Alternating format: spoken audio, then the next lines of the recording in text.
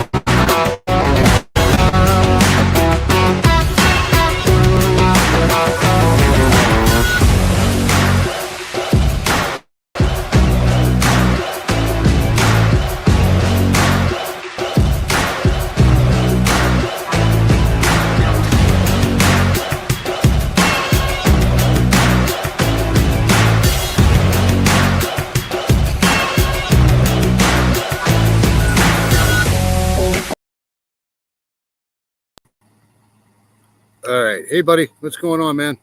Good to see you. Hope everything's going well. Dean Johnson's in the house. Just to let you know, I'm still on this other computer, so we'll see how this goes. The intro went better than it did last week, so we'll see what happens. Like I said, I hope everybody's having a good week, or has had a good week. I know Southern Gal is dealing with some issues right now. Hope everything's okay. I know she did a little live today, or a thing on a missing persons case. I hope she's well. Anyways, I'm going to go over some of the true crime cases of the week. But I want to start on this case here because I got it pulled up and I don't want to do too much. Hey, Heather Brown, how are you? Downtown Brown in the house. What was her name? Downtown Julie Brown. Remember that? Yep. All right, so let's get going. I'm going to try to share this here. So, all right. This is a case that happened back in 19. Let's see here. No, this was 2000 and let's see here. Well, let's just play this here. If you have any information, contact Lynn Police at 781-477-4398 or Mass State Police at 978-745-8909. Ward.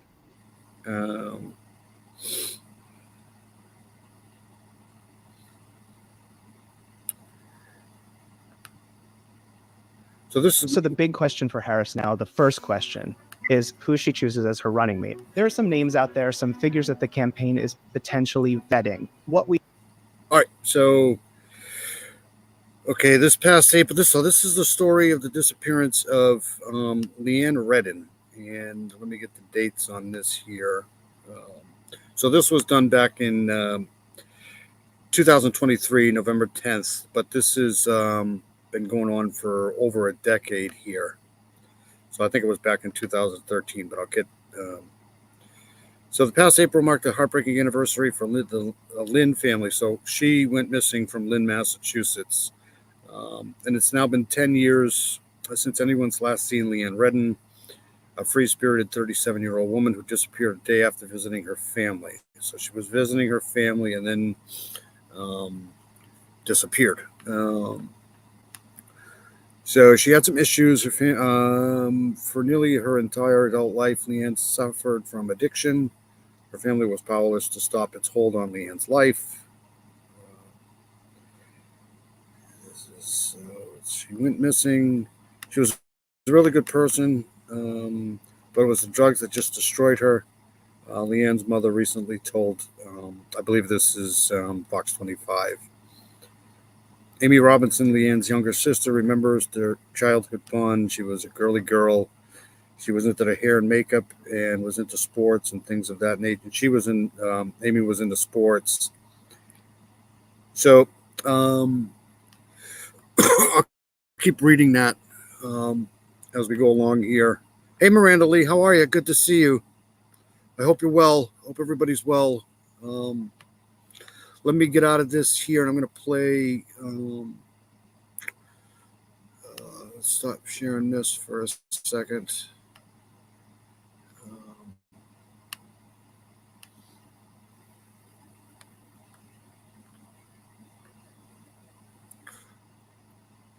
Okay. So let me go back to this here. So far, the computer's holding up. Okay.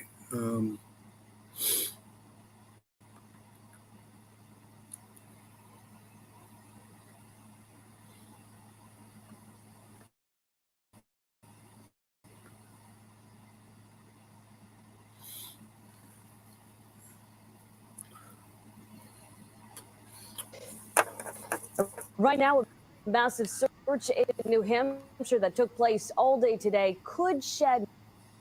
Okay, so they were up here in Barrington, New Hampshire last week, searching. I believe this was the boyfriend's house or property.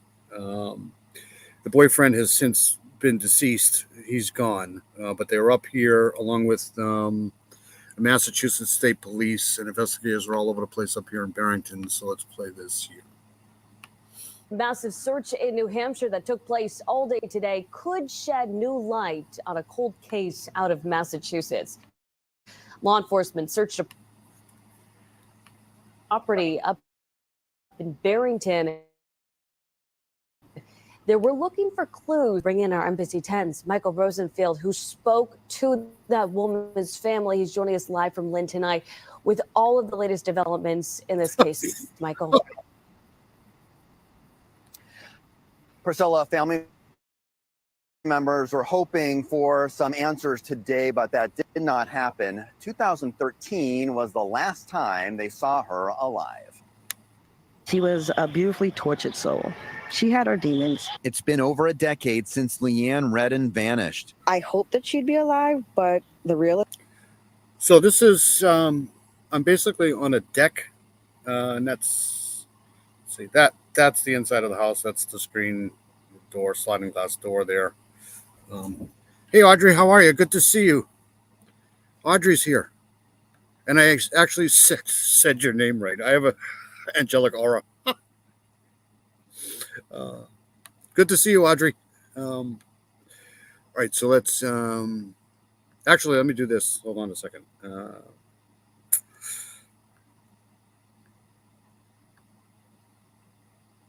Let's change this here. We'll go to this.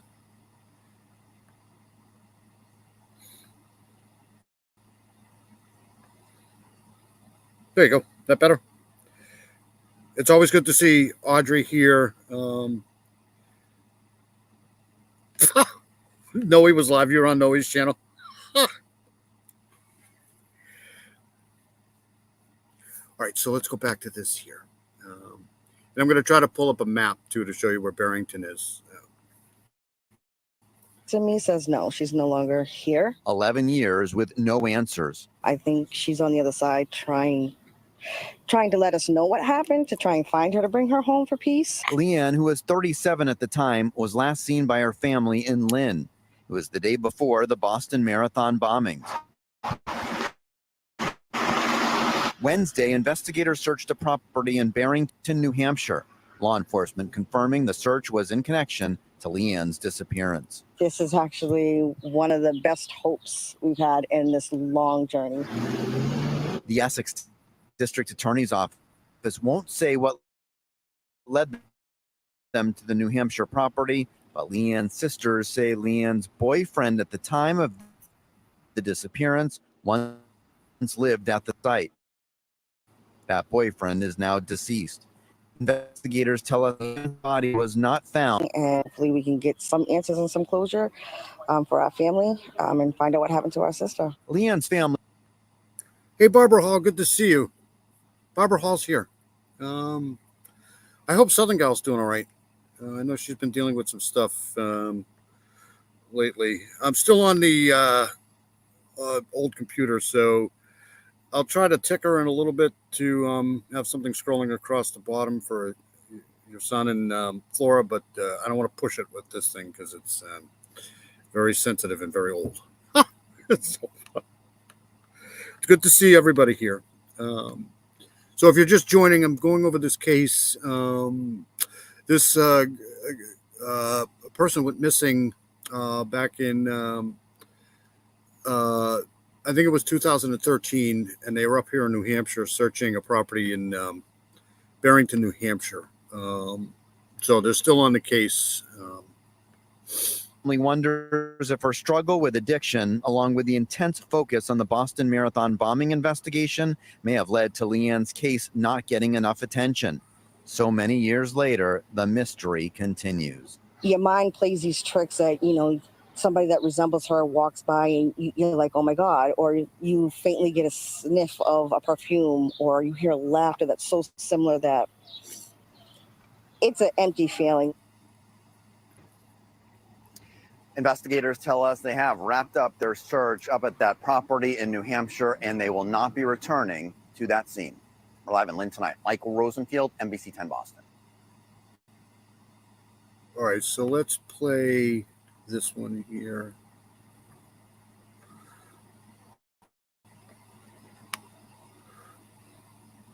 This is actually one of the best hopes we've had in this long journey. And it has been a painful journey for Amy Robinson, waiting 11 years for answers about what happened to her sister Leeanne Redden. She was funny. She was caring. She was loving. If you needed anything. So she went missing, I was right, 2013. She would give it to you if she had it. Family says Leeanne was last seen with her boyfriend in Lynn in 2013, but he died just months after her disappearance. They say he had ties to the area where police were searching today. They actually told us nothing about how they landed there, why they're there, other than the fact of that they felt good and that they feel as though it's going in the right direction. Officers used canines and drones to search a property in Barrington, New Hampshire. The current owner says he bought it about 7 months ago. We're hopeful that more things will come from this, and this is just the beginning, and hopefully we can get some answers and some closure. It's not clear if investigators found anything during the extensive search, but after so many years without a development, Leanne's family says any clue that's uncovered could bring them closer to closure. The darkness comes in sometimes, and sometimes it's that ray of hope. Today's a ray of hope. All right, so let me get out of here. Stop sharing that. I want to do this here. I'm going to go to the map here.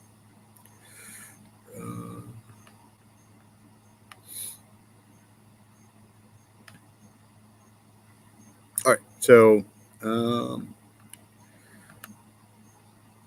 this is where they were searching.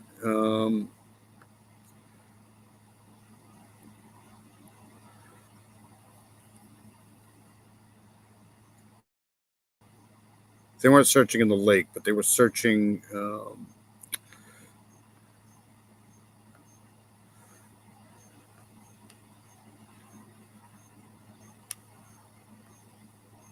up in here somewhere.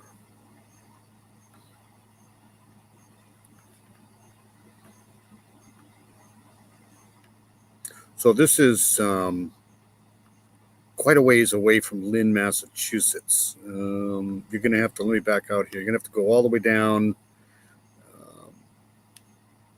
basically outside of Boston here, and they're searching all the way up along 202 here. You take 202 up this way here, and it's right in the middle, somewhere in here.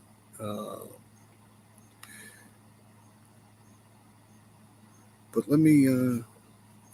Yeah, it's tough for the families. It definitely is. It's every time there's like some sort of a activity going on, everybody gets their hopes up, and rightfully so. But usually these things here. But the boyfriend is no longer alive, so I'm wondering why they're searching. His property.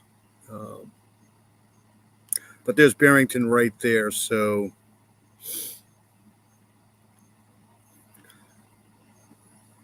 this is right. Like if you go this way here, you go east here, you're going to go out to the beach. So this is right. I'm going to see if I can get in here.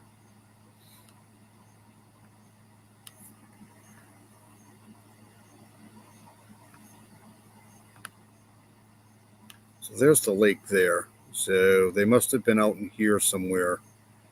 It's not really a lake, it's just a little pond. But I'm going to tell you why I'm following this here, because let me get out of this here. Your vape is dead?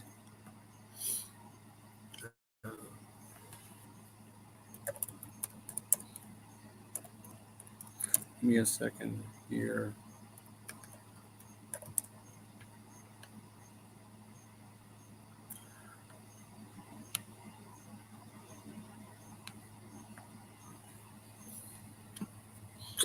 All right, so let's go here.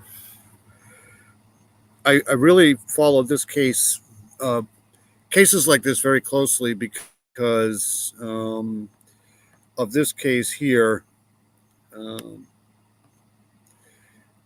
Let's see here. See if I can get a better picture.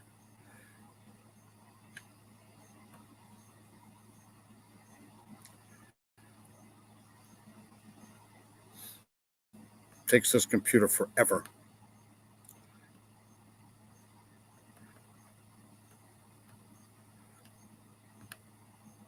So I've been following this case here for a long time. This is what they call the Maine South Woodsman SKR, and all of these victims here.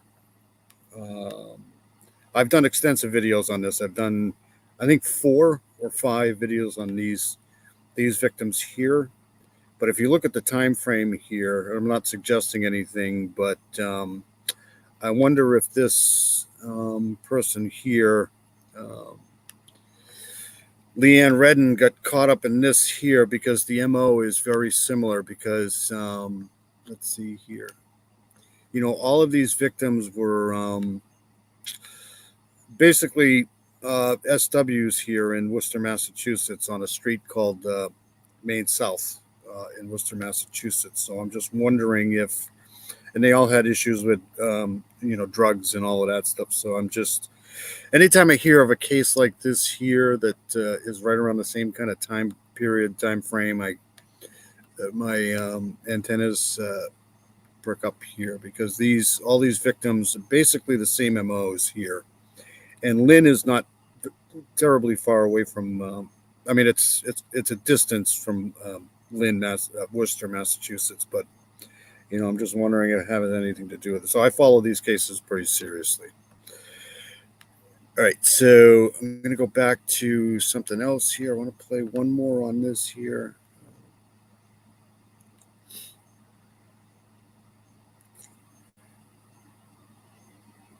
I'll play this one here.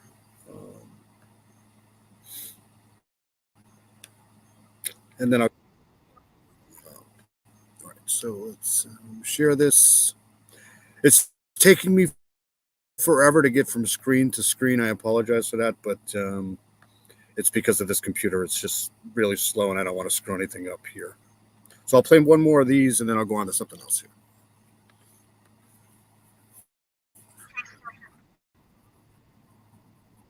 From Lynn, Massachusetts. You saw the story developing during News 9 at noon yesterday. State police from New Hampshire and Massachusetts gathered on Small Road in Barrington for a search. So 2013 is not too far away from 2000, the last victim from the Maine South Woodsman case, 2007. So I'll have to keep looking into this here. News 9 has confirmed that this is related to the disappearance of Leeanne Redden. Her family says this new search has them hoping for some answers. They told us nothing about how they landed there, why they're there, other than the fact of that they felt good and that they feel as though it's going in the right direction. Leeanne Redden's family says she was last seen in 2013 with her boyfriend, who had ties to the Barrington area. He died just months after her disappearance. The current owner of the Barrington property says he bought the land less than a year ago. Officials tells News 9 that the search in Barrington has now concluded. It is not clear if anything was found. All right, so that's that. Hey, Dandy Linus, how are you? Good to see you. All right, let's move on to something else. It's going to keep getting more and more disturbing here. So, well, let's play this here. Actually, I want to do this one first.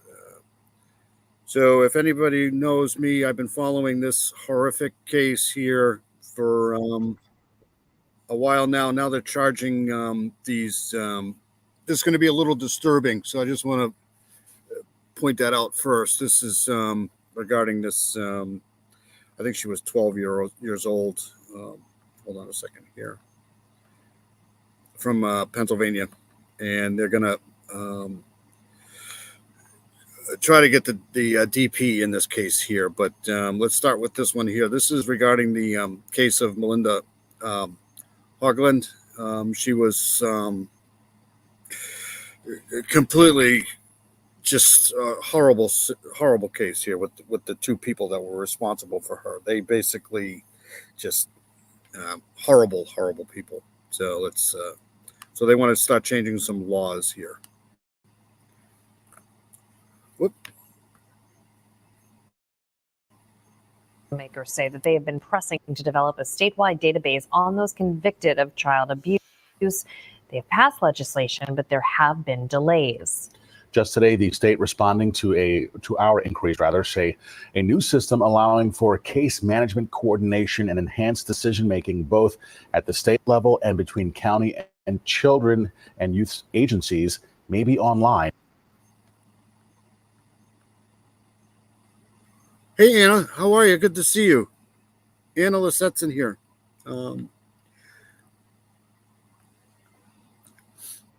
By next year. Here's our chief investigative reporter, Joe Holden, with the story. Melinda Hoagland's half-sisters want change and reform. Does anybody remember this case? We covered this months and months ago. Dandy Linus is awesome. Thank you, Dandy. We covered this case here a while back, and this poor kid, she was just completely abused, completely just, I don't know, treated like a, it's just awful. This whole case is just terrible, but they're trying to get the DP in this case here for the people that have been suspects in this case. They want improved communication between child protective services in each and every one of Pennsylvania's 67 counties. I think there was a lot of failure on a lot of different levels from outside of the home. Chester County prosecutors in early May announced charges of attempted homicide, aggravated assault, and kidnapping against Rendell Hoagland, Melinda's father, and Cindy Warren, Rendell Hoagland's girlfriend. Police allege the pair tortured, restrained, and starved the 12-year-old for months, resulting in her death. Investigators say Melinda weighed 50 pounds when she died. CBS News Philadelphia investigation last week revealed Cindy Warren's dark history, including a guilty plea to child endangerment in Monroe County in 2009. That landed her a 3 to 7 year prison sentence. But investigators say that information was unknown to Chester County children, youth, and families. Unfortunately, sources and attorneys. Yeah, this case here, these are the cases that really bother me. It's just amazing how somebody can treat somebody this horribly. Do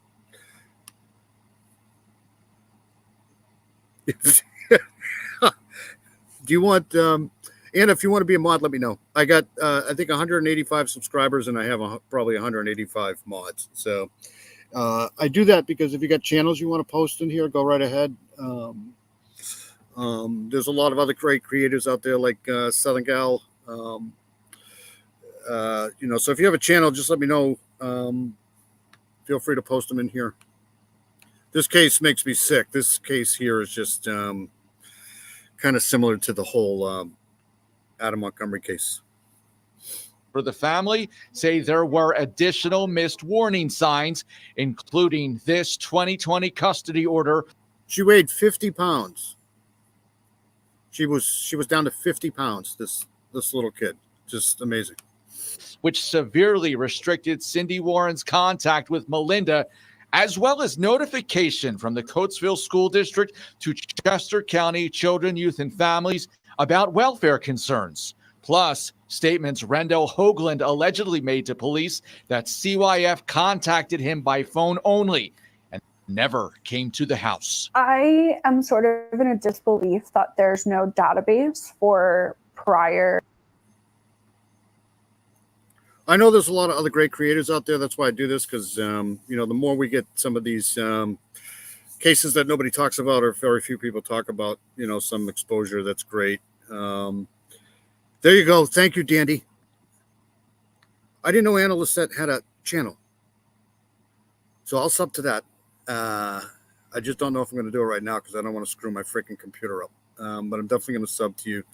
Anna Lissette's awesome.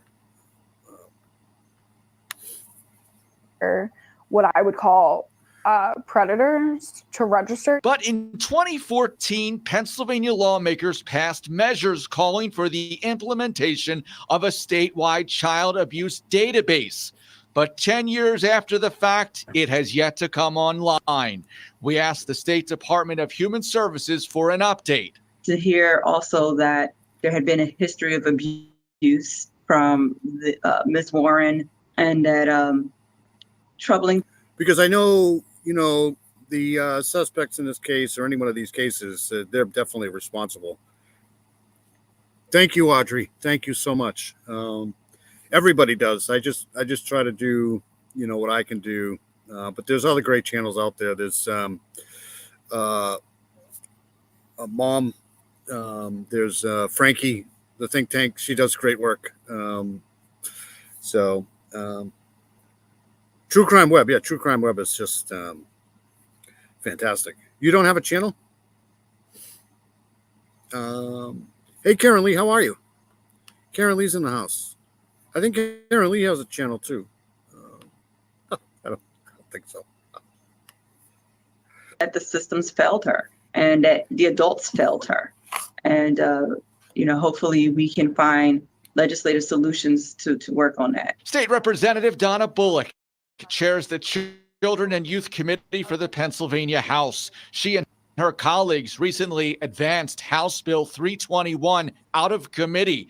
That legislation was first proposed shortly after 14-year-old Grace Packer of Bucks County was raped and murdered by her mother's boyfriend. At the time in 2016, prosecutors say Sarah Packer moved around with Grace, her adopted daughter, from one Pennsylvania county to the next, and say she was able to avoid detection of Child Protective Services. House. Unbelievable. That's just, something's got to change, man. These people, Bill 321 sponsor, Representative Craig Statz, didn't respond to multiple requests for an interview, but wrote, Getting this system online will give Pennsylvania a central database for all 67 counties to use, providing up-to-date information on those who have been victims of or who have been convicted of child abuse, so that. Speaking of great channels, Lighting the Way Home is here. She has a great freaking channel too. I just went over. Good to see you in the chat, Lighting the Way Home. I just went over the. They were up here in New Hampshire last week trying to look for Leeanne Redden's remains. So, but now we're going over this other case here. This Melinda Hoagland case from Pennsylvania. But I'm going to get to they're going to try to charge these two with the DP. Can protect the victims and punish the abusers.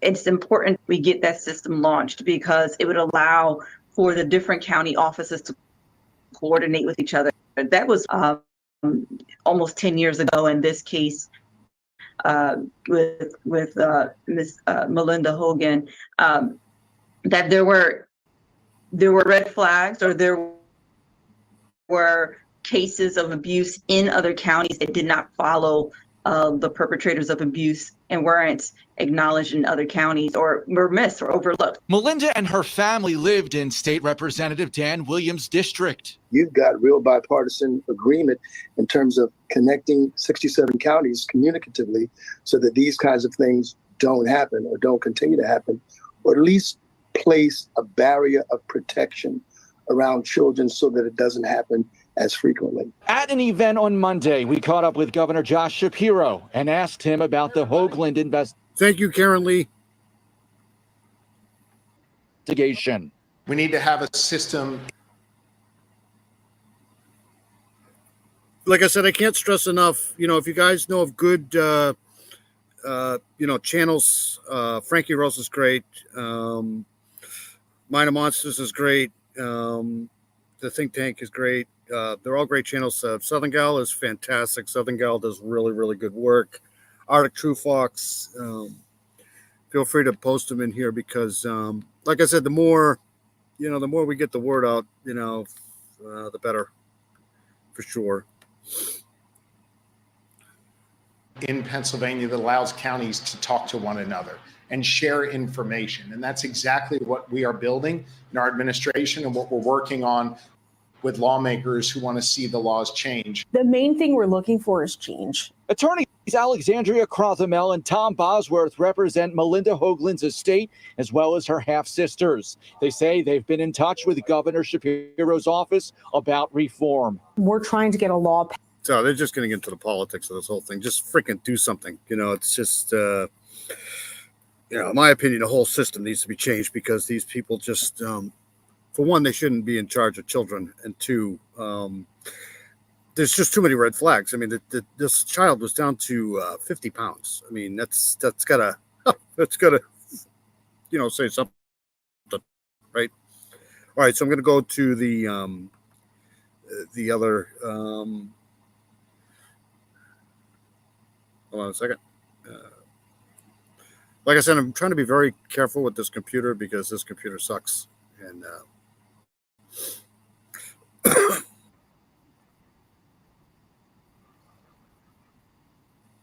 all right, so let's try to share this here. Yeah, this is just crazy. These people need to be. They definitely shouldn't have children. So they're going to try to seek the DP in this case here, which is good. I've been following this case for a while. Other people have too.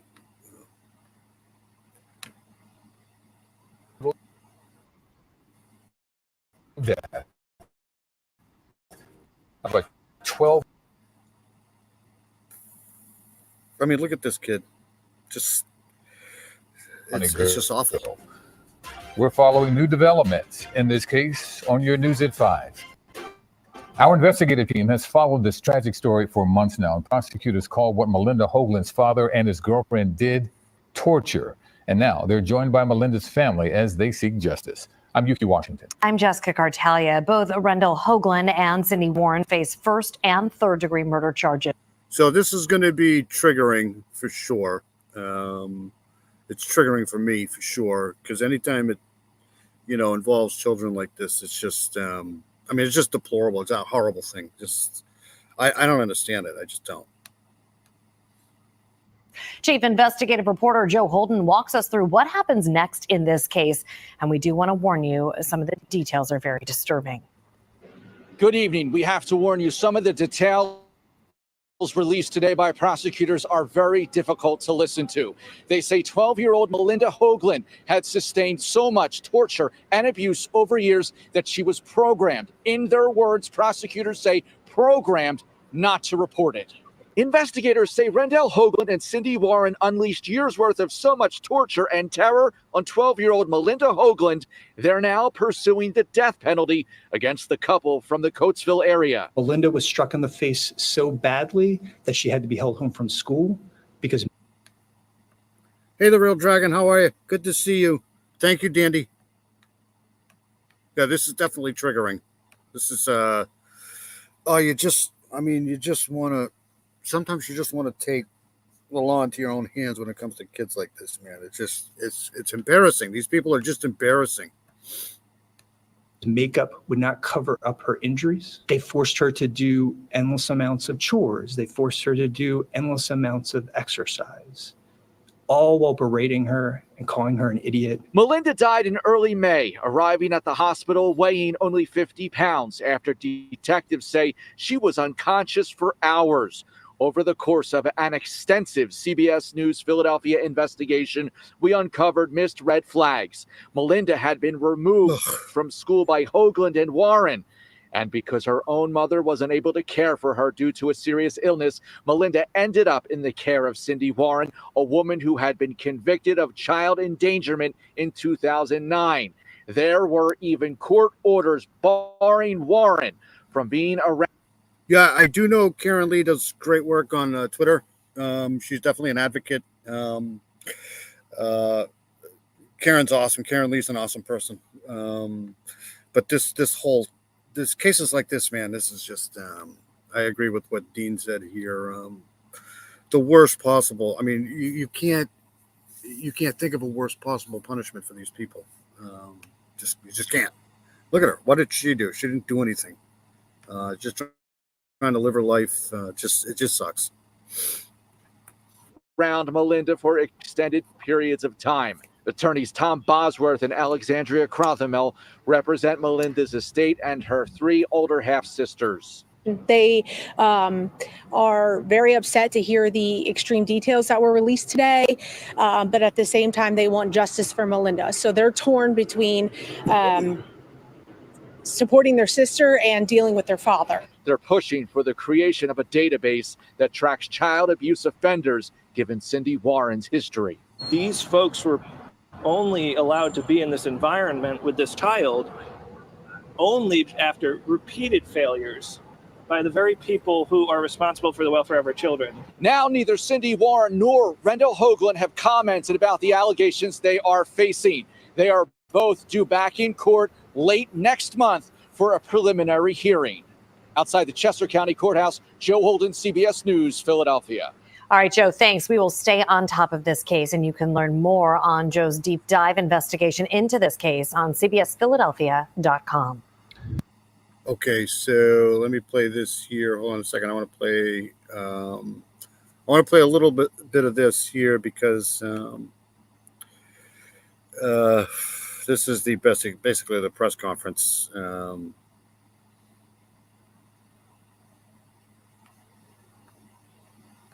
There's just so many cases going on too. It's just, I could literally do like 6 or 7 different lives on all the cases that are going on. You live in Manchester? I grew up in Manchester and Londonderry. Yes, they did a search in Revere, which is the other place I grew up in, Revere, Massachusetts. I'm going to get to that too.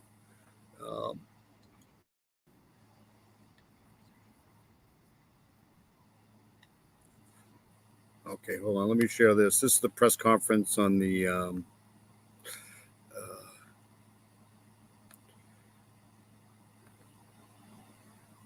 right here. This is the press conference for this case here. I'm not going to play all of it because it's like 30 minutes long, but I'll play some of it.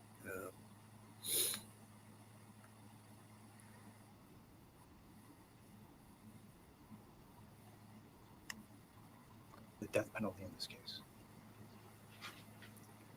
Before I go further, I want to set some ground rules for today's press conference. First, I remind the public that, like all defendants who are charged with crimes, these defendants are innocent until proven guilty. Second, I want to inform everyone what we said in our press announcement this morning. Melinda Hoagland's biological mother is mourning. She does not wish to be contacted. We'll talk a little bit more about her later, but she has a severe medical condition already. And so I'm asking all of you not to contact her, sisters, or her caretakers.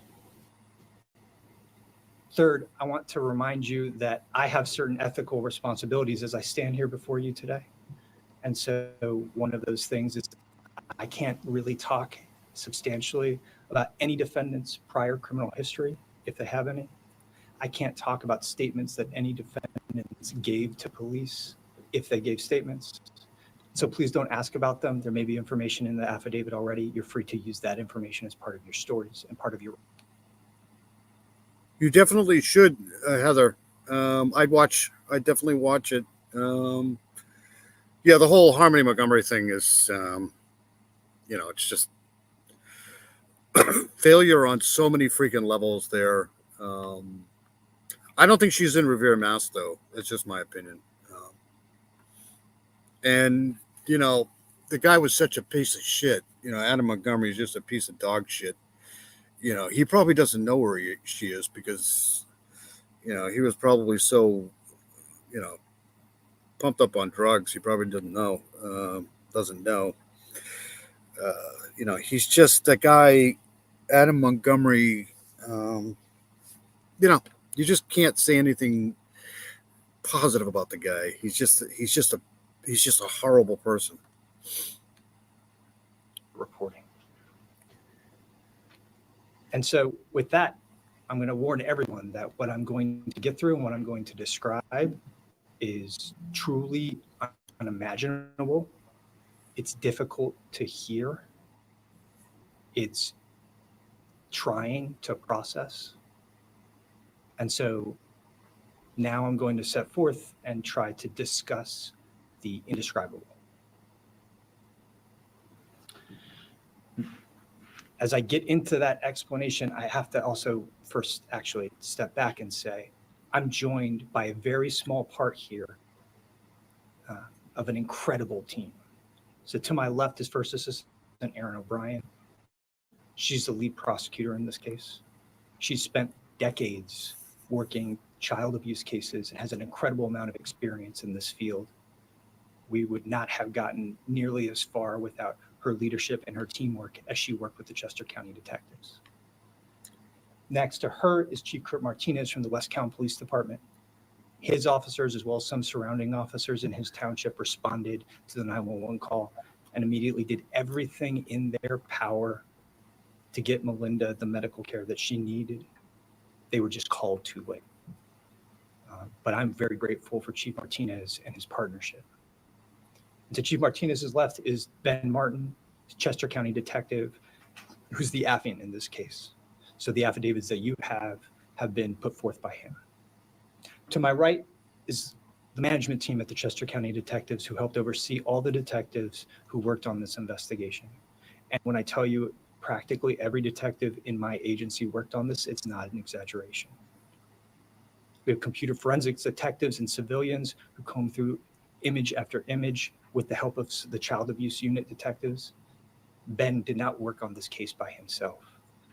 And so to my right is Chief David Sassa, Lieutenant Mo Nadachowski, and Sergeant Joseph Walton. Joe, in particular, oversees our child abuse unit and our forensics unit. So with those introductions, I want to talk about this case because the last time we gathered, I detailed how law enforcement found a severely. Let me know if the sound is okay. I got the volume potted here, so I don't know. Adam Montgomery is worse than dog shit because at least dog shit has a purpose, right? Adam Montgomery doesn't have any purpose whatsoever. He's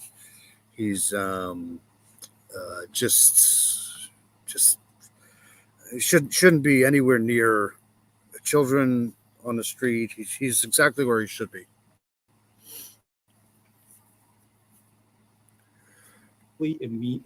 Emaciated and broken body of 12-year-old Melinda Hoagland. She was taken to Paoli Hospital and pronounced dead on May 4th. When she got there, she weighed 50 pounds. 50 pounds. She had apparent fractures and bruises all throughout her body. And her injuries were simply inexplainable. And then as we investigated, a preliminary number of cell phone videos clearly showed that Melinda was terrorized by the defendants. And since our last press conference, we've had a forensic pathologist make a number of findings during Melinda's autopsy. Melinda died of starvation and blunt force trauma. She did not have any disease. She did not have something that caused her to lose weight. She was starved and she was forced to exercise to the point that she had, according to the pathologist, no sign of body fat on her. In fact, Melinda had injury to practically every major organ system in her body, including her brain. While medical experts chronicled her injuries, the team of fabulous. This statement right here is a classic. Cormorant vomit is much worse than any kind of dog. Oh, God. That's a classic, Anna. That's these people are just annoying.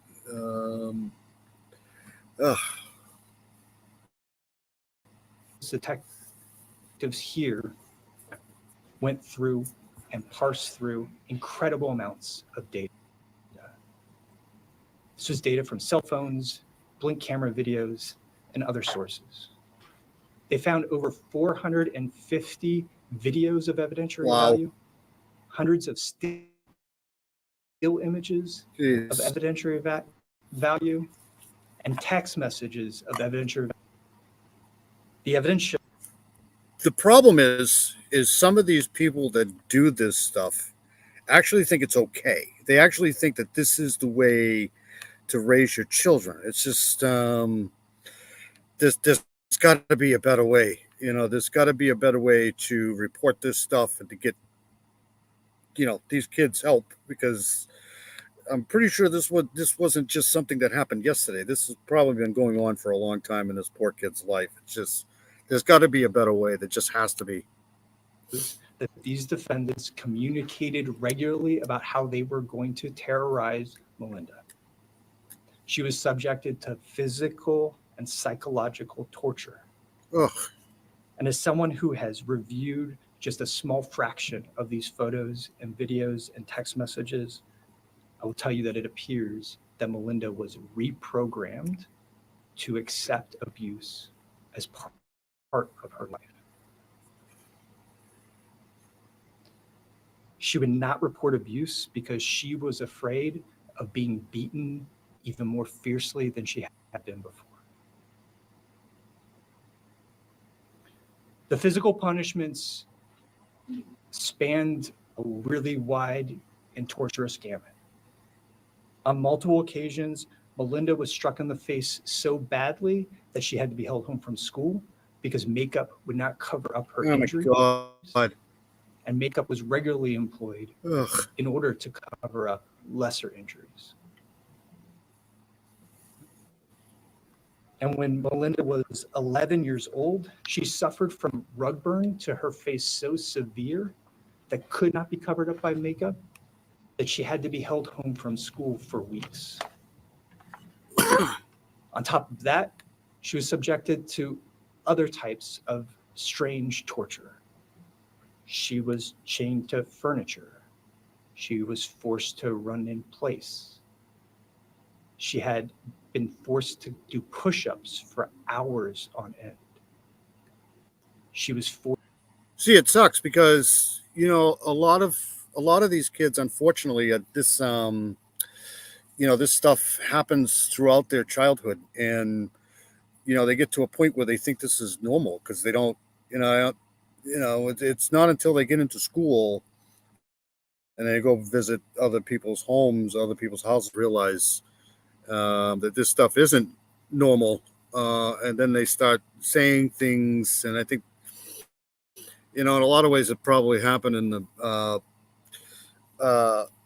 Soto case. Once you start saying something, that's when it starts to get life-threatening. So this just sucks. There's just no answer. There's just no. I just don't understand why people can be this violent. I just can't. Forced to hold her hands above her head, and on some occasions hold books above her head.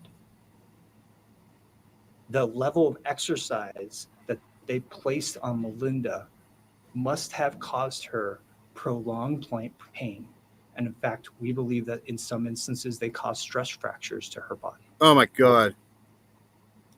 In one video in particular, Cindy Warren was recording and sharing with Rendell Hoagland Melinda crying, holding her hands above her head, holding a stack of books, asking to be forgiven for dropping the books. And then she was beaten with a metal spatula and told that Rendell Hoagland was going to come back and beat her worse. And the psychological torture in this case was real. The inadvertent and side torture was palatable because they didn't just chain her and watch her over responsibly. She was shackled to the basement floor, furniture in the basement floor, and forced to sleep there. And when she woke up in the middle of the night leaving to use the bathroom and no one could unshackle her, she was forced to urinate on herself. Ugh. When the defendants found that out, they blamed her for it and they beat her even more. The psychological abuse was real. Where's the state? Where is? I mean, it's just I don't get it. I don't understand.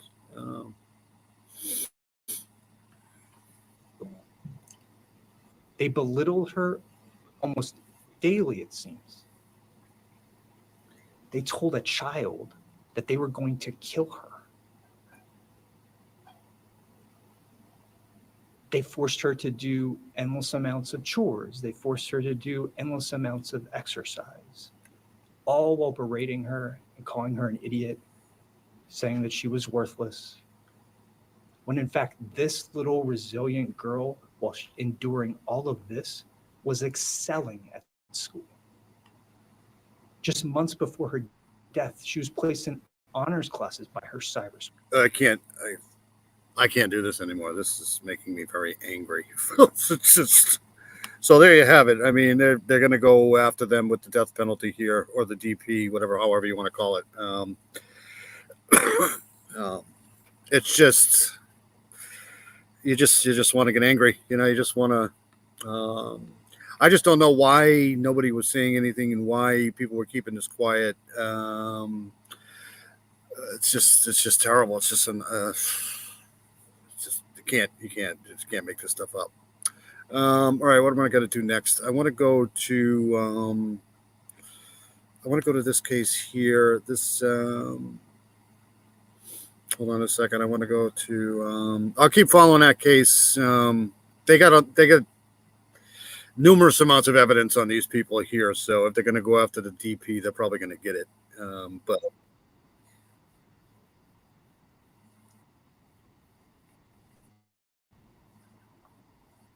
all right, so I want to do this here. Let me rewind this. Let me share this. This is another case we followed. This is the shocking details of the, I think this happened in Texas. I'm not sure.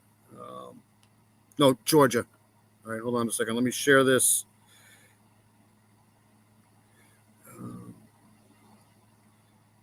Yes, it happens all over the place. That's why I'm saying they need to the entirety of DCYF and all of that's DCYS. All of these things need to be changed because this happens way too often. It's just embarrassing that nobody did anything because there were obvious signs, especially in this case here, the Harmony Montgomery case for sure. I mean, that was just the ball was dropped, and she deserves to get a civil suit against the state for sure, or something. Something's got to change. This is just ridiculous. All right, so this is I don't know if anybody's seen this case before. This is Georgia teen Mia Campos. She left her home on the evening of July 14th, and she never returned. Her family became concerned. The Campos family used an app to track her location and found her unalived in the woods just hours after she walked in the front door. Mia was 7.5 months pregnant at the time of her unaliving. In a twisted turn of events, the unborn baby's father, 20-year-old Jose Monroe, was charged. So this is the parents talking here about what they found. Family of Mia Campos, the pregnant teen brutally murdered less than a mile from her home. When I saw her, I kind of knew that she got killed.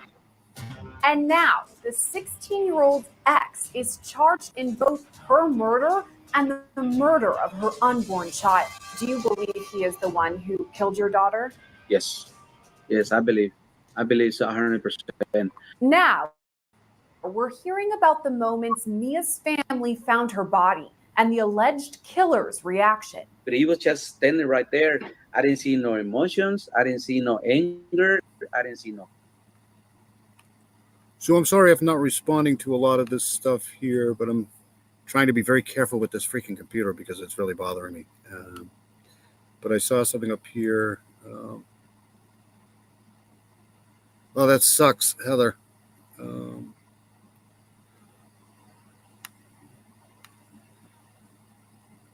Yeah, you can't make this stuff up. There's a lot of people out there that go through, really, really strict, brutalized upbringings. I know people who have gone through this stuff too, and it's not easy. It's definitely difficult.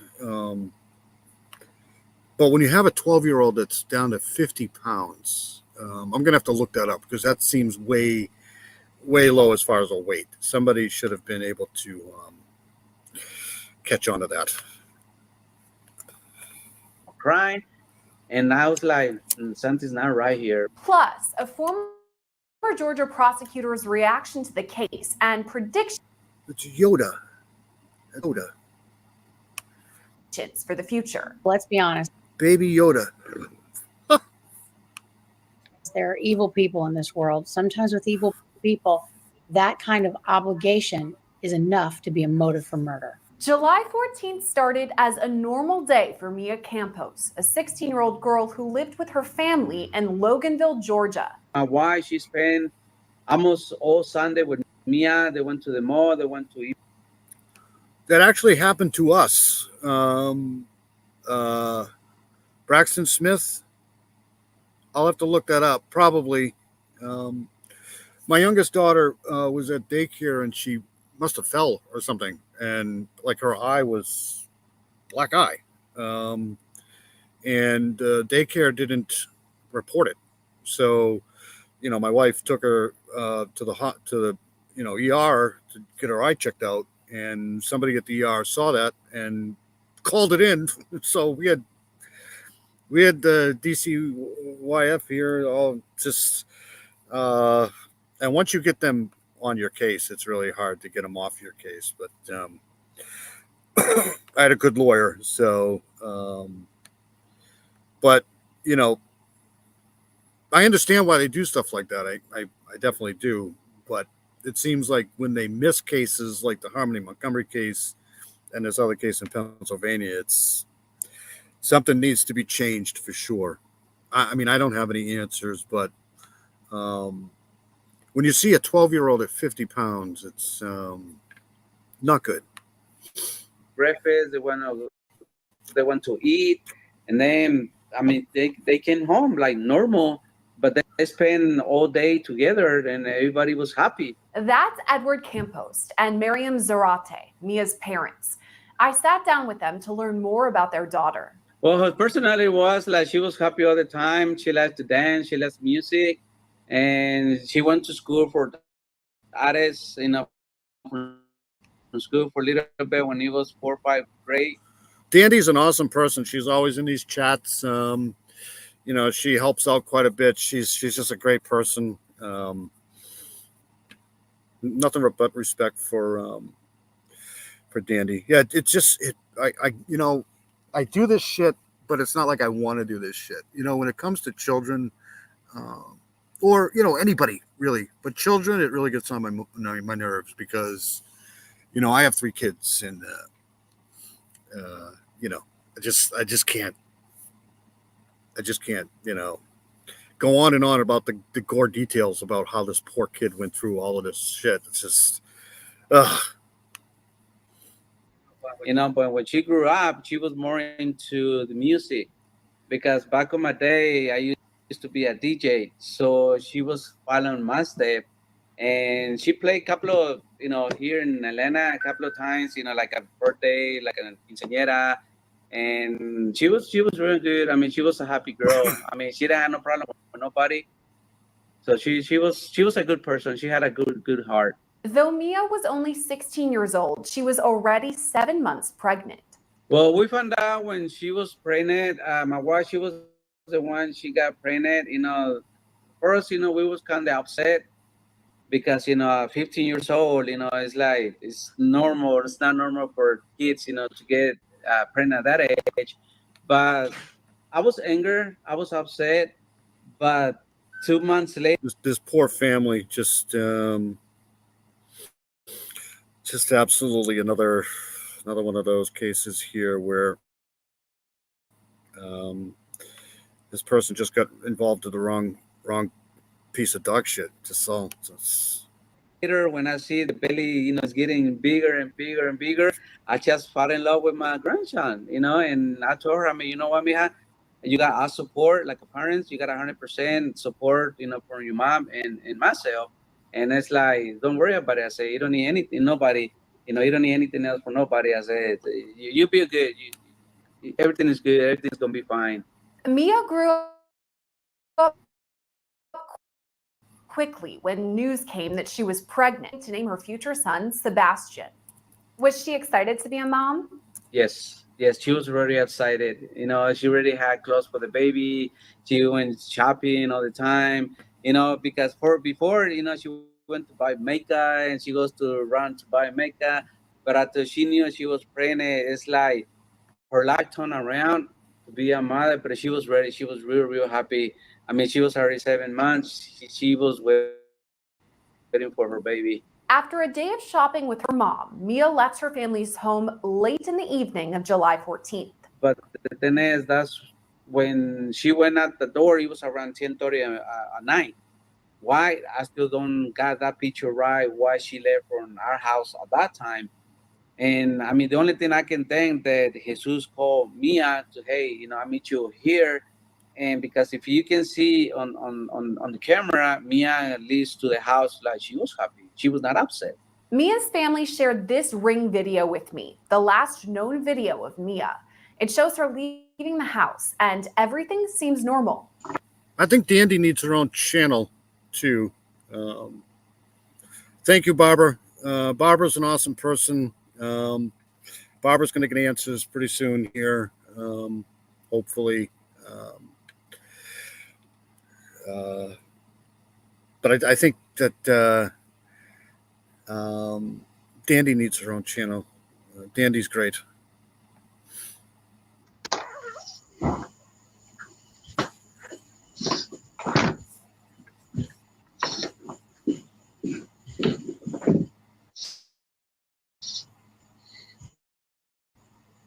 So when did you start to realize that something was off, when Mia wasn't coming home?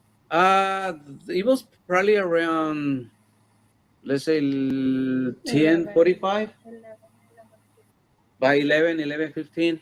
Look at her. She looks so happy. You know, she looked so just, you know. When we start worries like, well, I mean, to go to the country and come back, you're looking maybe not in even 30 minutes. You know, that's when we start calling because I called Mia and she didn't answer. Her mom called Mia, she didn't answer. My son called Mia, she didn't answer. And then we had to call another friend. She was real close with him, and he called her, and still she didn't answer. Her parents then used an app on Mia's cell phone to track her down. She's just right here around the corner at my house. So it's like I told my wife, and then I said, you know what, pues let's go look for it. And as soon as we turn to the street, I mean, I'll do anything for my kids, you know, except for giving up the cheddar cheese fish. Like, if there's cheddar cheese fish in this house, especially the blast cheddar cheese fish, I'm probably stealing those. They're probably not going to get a lot of those. But other than that, you know, and to mistreat children is just, I've never, same thing with domestic abuse. I just don't understand where all the violence comes from. I don't get it. You know, it's just not, but kids, I don't get it. I don't understand it. But back in the day, you know, it was almost the way to do things. I mean, my brother and I literally got the shit beat out of us a lot. But, you know, we probably deserved it. But there's a difference between that, I think, and just malnourishing your own children. I mean, it's just right. Like, that's just 50 pounds, right? Like that's it's almost skeleton right there. I mean, I didn't see no cars, and it's like, well, but it's not in on the streets. It's not side to look for it. But the thing is, when I went to the left side, and Mia, she was turning to the right side, and that's when we found her. What is your reaction when you see her there in the woods? Well, what my reaction was when I saw her on the woods, she was laid down, you know, with her back, and when I saw her face, she was twist to the left side, but it was like on the ground. So when I saw her, it's like, Mia, what's wrong? What's wrong? My brother literally asked for it. Like he just wouldn't shut up. My brother. Too funny. I think he enjoyed getting the shit beat out of him. I really do. I shouldn't say it. He literally asked for the punishment.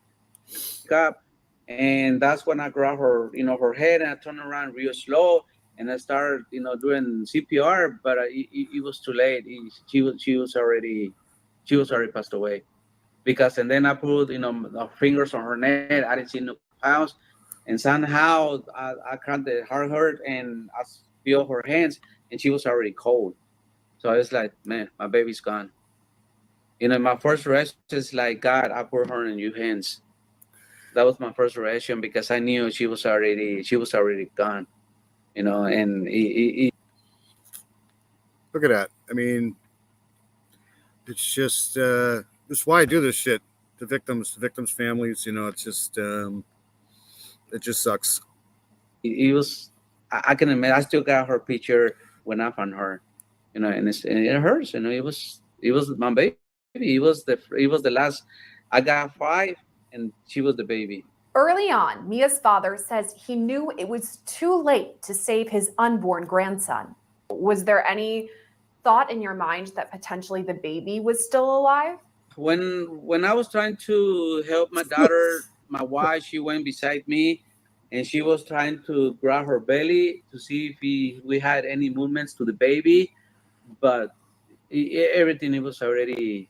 She was done. She was already away because I figured between 10:30 to. The worst thing you could say in my house is it's not fair. Dad, it's not fair. uh, you would get extra if you said it's not fair. 11:20, 11:25. So he had a window 30, 40 minutes. And by the time I found her, it was already 12:15. So you're looking 2 hours between, 10:30 to 12:15. I mean, in 2 hours, yeah, I couldn't save her. Did it go through your mind right away that Mia had been attacked or murdered? Or did you think, oh, maybe there's some sort of medical issue here, that it wasn't foul play? No, because when I saw her, I kind of knew that she got killed. I mean, you can tell right away because Mia, that was nothing wrong with her. I mean, her health, it was 100%. That was nothing wrong with her. So when I saw her, it's like, man, they killed my baby. The investigation quickly pointed in the direction of 17-year-old Jesus Monroy, the father of Mia's child. Did you ever meet him and talk with him? Yes, when I found out when Mia, she was pregnant, we had to go and talk to the parents to say, hey, so what are you going to do now since, my daughter's pregnant, because your son.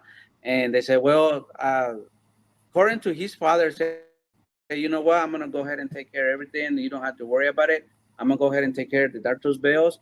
But it was just only on the beginning. After a while, I didn't talk to them. They didn't even come to the house to say, hey. Yeah, see, that's the thing. That's why we used to say it wasn't fair because, I had two sisters too, and my brother, and we always got it. But the girls could get away with literal murder in the house, and nothing would ever happen to them. So, so they did things on purpose just to get us going, and we'd always get it, and then look at the sister or sisters laughing about it in the other room. It's just it wasn't fair. But my father didn't care about fair. How's Mia doing? He never comes around. So for me, they didn't have no relationship at all. Monroy was arrested in the days after Mia's murder and charged with providing false statements to police about the case. Finally, more than a week after Mia's death, Monroy was charged in her murder. What was your reaction when Jesus was eventually charged with her murder? I was in shock. I couldn't believe it because supposedly he was the one who's going to take care of my daughter. Yeah, Dean's a good guy. Dean's a very good guy. He's always been here in the chat. Great guy. I think he was also one of the first subs. I'm pretty sure. Anyways, if he could just stop kicking necessarily evil out, that'd be great. Just kidding. And my grandson. I was in shock. Like my wife, she was in shock too because we opened the doors, for him because I had a lot of respect for my daughter. That was her wish for him to be part of it, of the baby, And I told Mia so many times, Mia, just walk away. I said, you don't need anybody, but that was her wish, and she was young. So, but I respect that for my daughter. To understand the charges and what led up to them, I reached out to Georgia-based former federal prosecutor Francie Hakes. He was arrested and charged with lying to police, but the murder charge didn't come until days later. What do you suspect happened during that time? He's probably been booted. You probably booted him, buddy. All right, let's. I'll do a couple more minutes of this here, then I want to move on to some other stuff. This is just another one of those. She just got involved in the wrong person and didn't see the signs of a controlling bastard, and unfortunately, she paid her life for it. Sucks.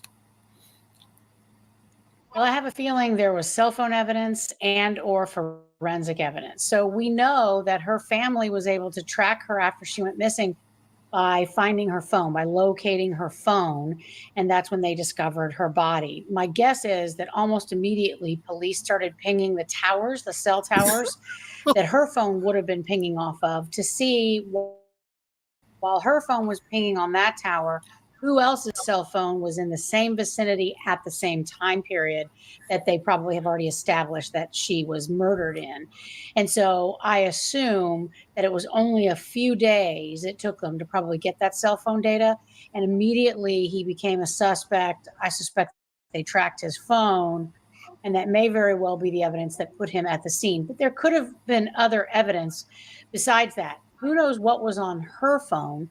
You know, Laken Riley was able to call 911, although nothing ended up being recorded.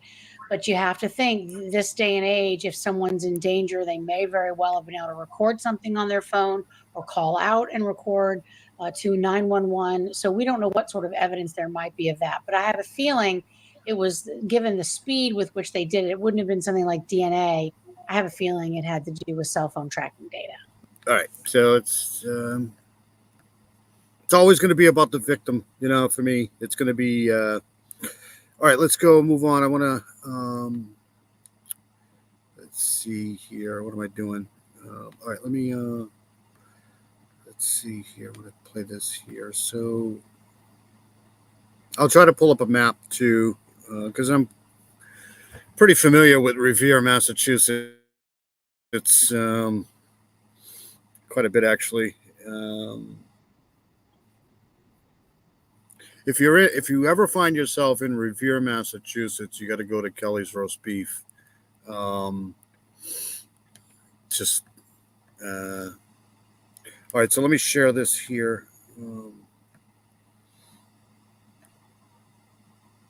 So they were again out looking for Harmony again. I think this was yesterday or the day before. But they're still trying to find, you know, her remains somewhere. Myself personally, I don't think she's in Revere, Massachusetts. I think she's right here in New Hampshire. But what the hell do I know? So Harmony's body's never been found. Even though her father was convicted of her unaliving, and they were out here. I'll try to pull up a map of Revere, Mass, and show you. I know he's. I think Adam's from. He's either from Saugus or Revere, somewhere around there. So let's play this.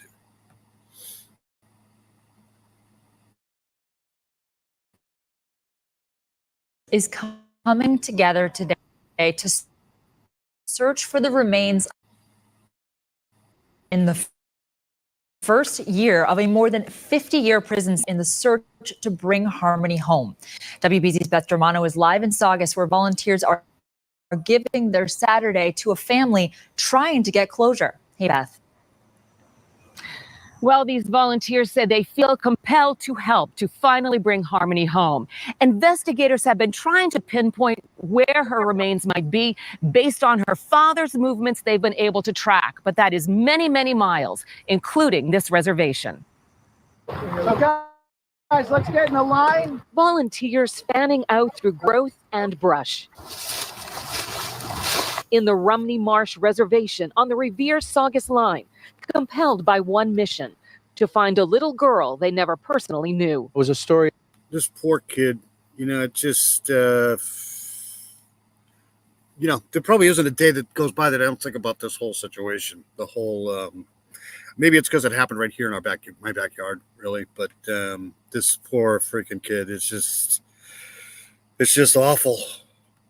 Or personally knew. It was a story that really had an impact on me when I heard about it initially, and the fact that there's still a little girl's body who hasn't been returned to her mother. I just want to help bring Harmony home, you know, so she can get a proper burial. The search has been organized by her mother, Crystal Sori, who says intuition has brought her here, and it's not the first time she's called for help. This area has been in my dreams, so we're just trying to go with my intuition, really, because that's more powerful than anything, I think.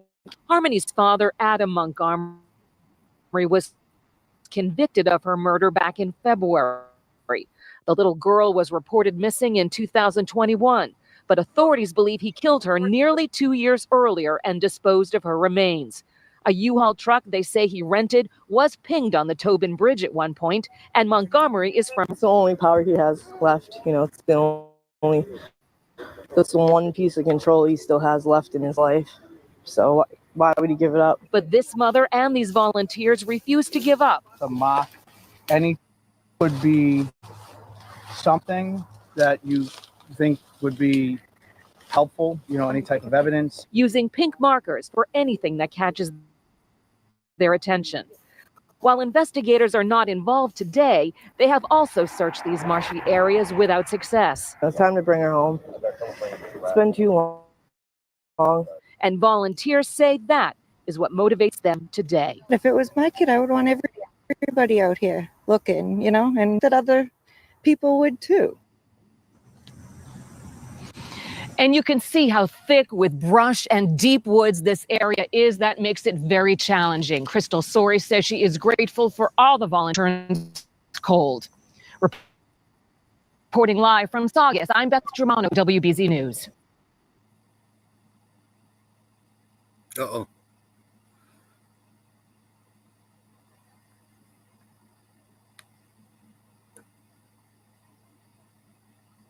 Uh-oh.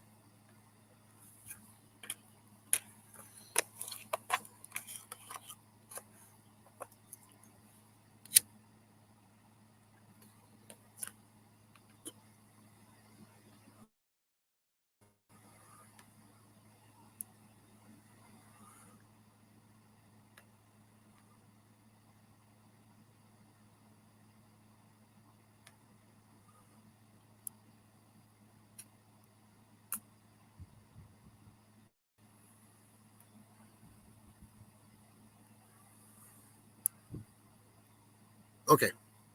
Sorry, just had a glip here again. So that's that for I'm going to try. I was trying to pull up a map, and I knew I shouldn't have done it because all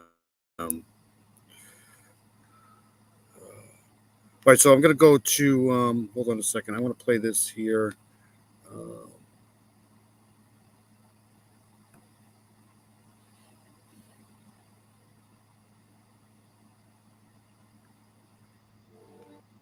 It seems like. Okay. So we'll go to I'm going to try to pull up that map in a second. Sorry, guys, I had a blip with the computer. This computer I'm using sucks. I got the parts coming for my good computer, but unfortunately they are not here yet.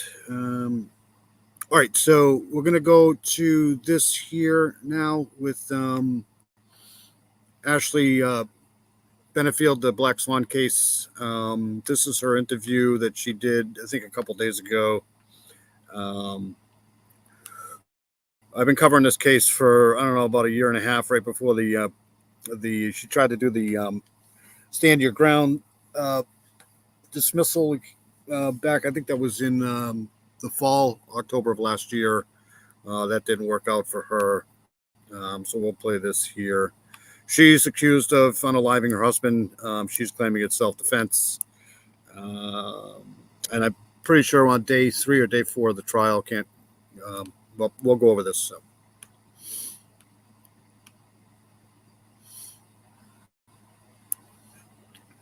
Like a fairy tale. A beautiful ballerina seen here dancing in the Nutcracker for the Maryland Youth Ballet, swept off her feet by a dashing older man. Married after only 13 days, Doug and Ashley Benefield seemed like they had it all. But less than 4 years later, Doug would be dead and Ashley charged with murder. Her trial in this Florida courtroom. You definitely got friends here, Dean, all the time. You're always welcome here. All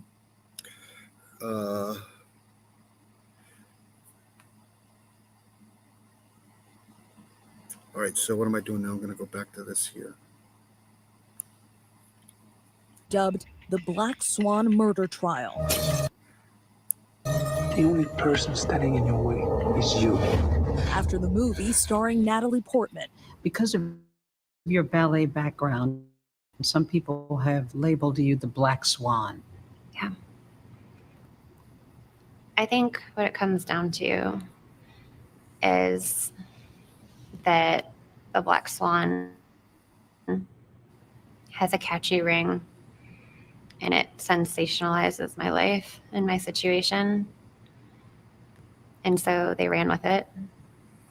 And it's sad to me that people who don't even know me have this idea of a monster when they think of me.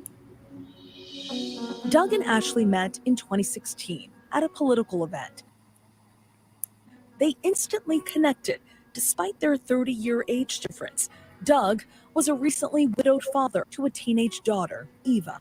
At her stepmother's trial, Eva testified about the early days of their romance. They were just with each other all the time. It was very lovey-dovey. They never left each other's side. Doug even reversed his vasectomy so he and Ashley could have a child together.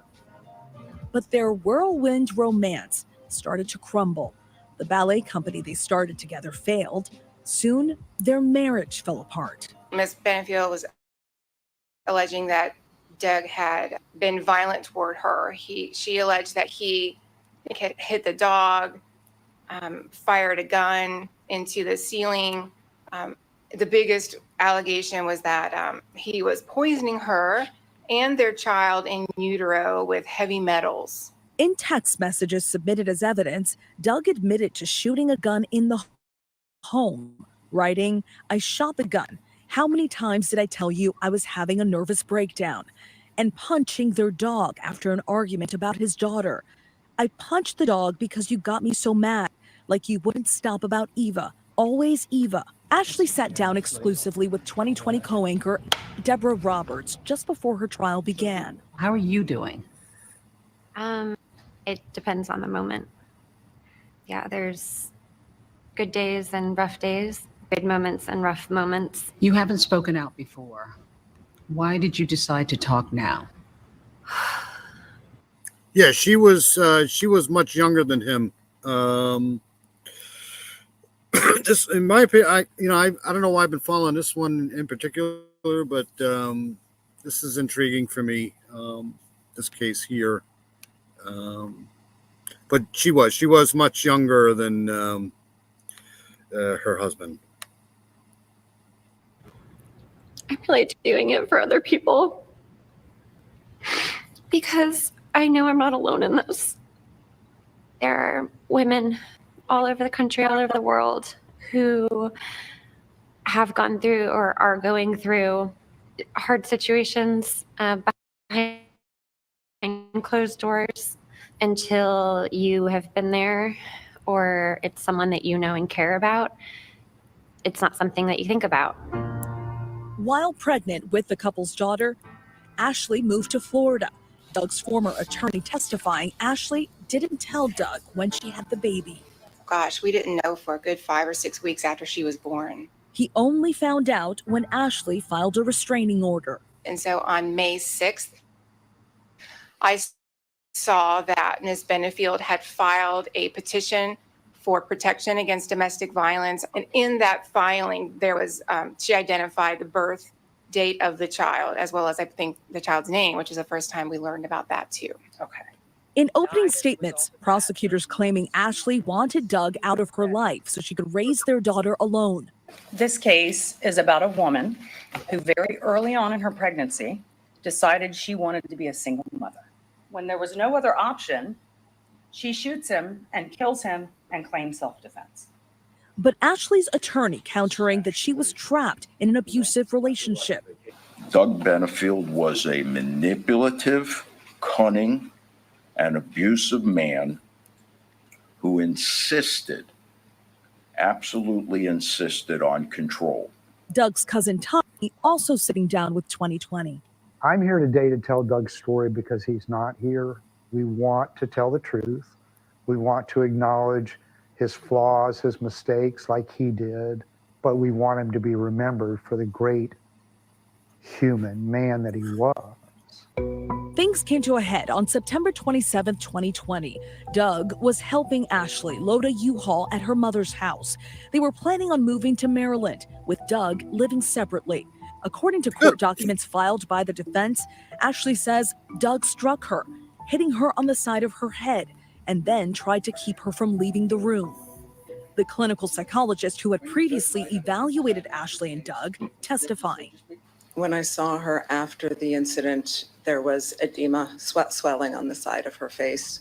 Ashley claims she feared for her life and shot him multiple times in self-defense. See, here's the deal, right? You never know what goes on in people's homes. What's that famous song by, I think it was Charlie Rich, what goes on behind closed doors? You might think you know somebody until, so I don't know, I don't know who is making up the stories here, but I didn't know you were responsible for some of the vigils lighting the way home. That's awesome. Like I said, if I didn't have to work, I'd probably be down to Revere looking too, but I just, for some reason, I don't think she's down there. Yeah, no doubt. He definitely should have gotten the DP. I don't think there's a DP here in New Hampshire anymore. The DP, I'm kind of on the fence with the DP because two reasons. One, it never happens anyways, right? You finally get the DP case where you actually get the DP sentence and they somehow get away with it. I mean, they get a stay. Or the other thing, it's really, really tough for the families because it goes through the appeal process. The families have to go through it all over again. It's never good for the families. It's always good for the person who's, it seems like they have all the rights and the families don't have any. They have to sit through appeals processes. It's just, if it was the DP and actually did the DP, that'd be one thing. But and unfortunately, I think lethal injection is kind of an easy way out for some of these people. It's just my opinion. So that's my stance on the DP. But yeah, I mean, I'm all for it if it happens. But I'm telling you, these victims' families have to go through quite a bit after that.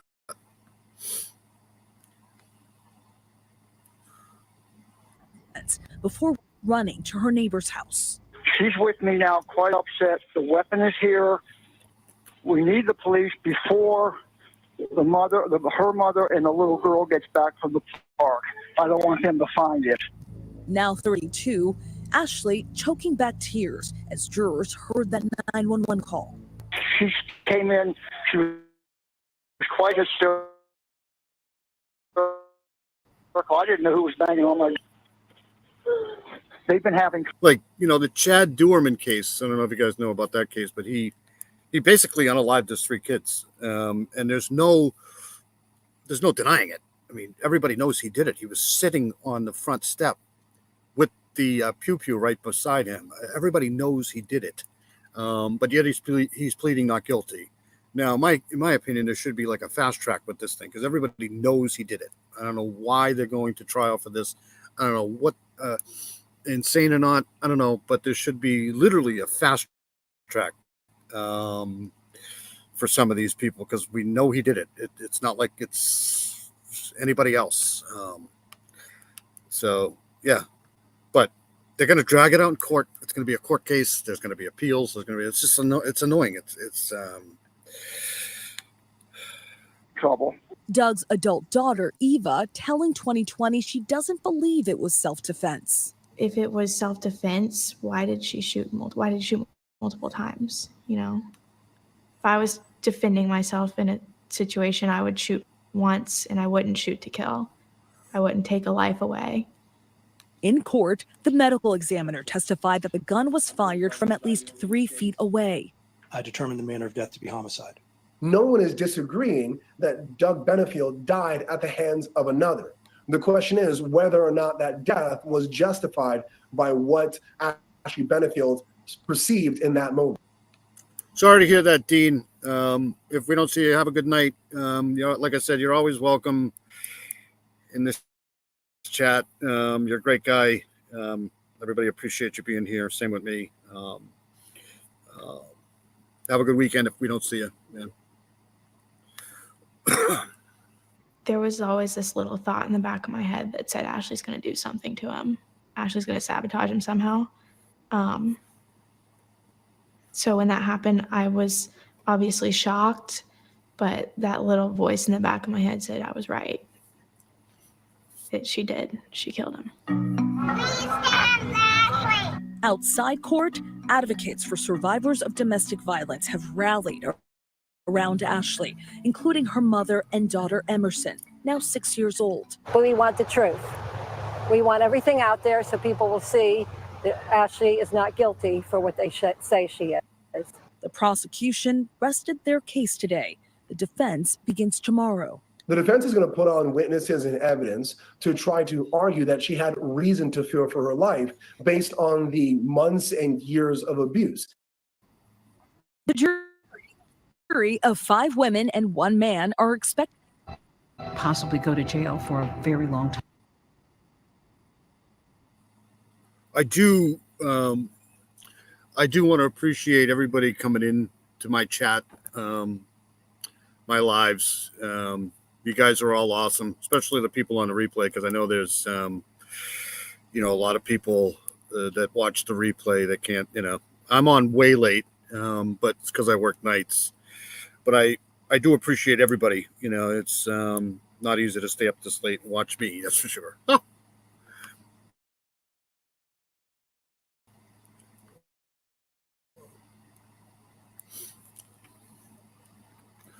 Time. It's a horrible reality. I've already been through a lot. I can't imagine how this would affect her if things were to go poorly at trial.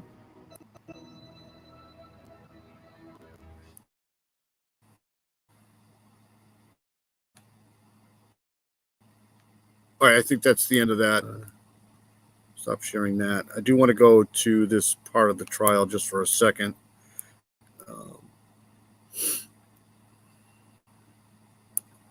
All right, so, and then we'll move on to something else. So this is her taking the stand here.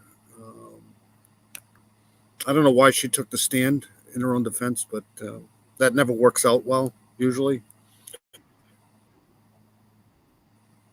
All right, so let me share this here. Sorry, I'm having...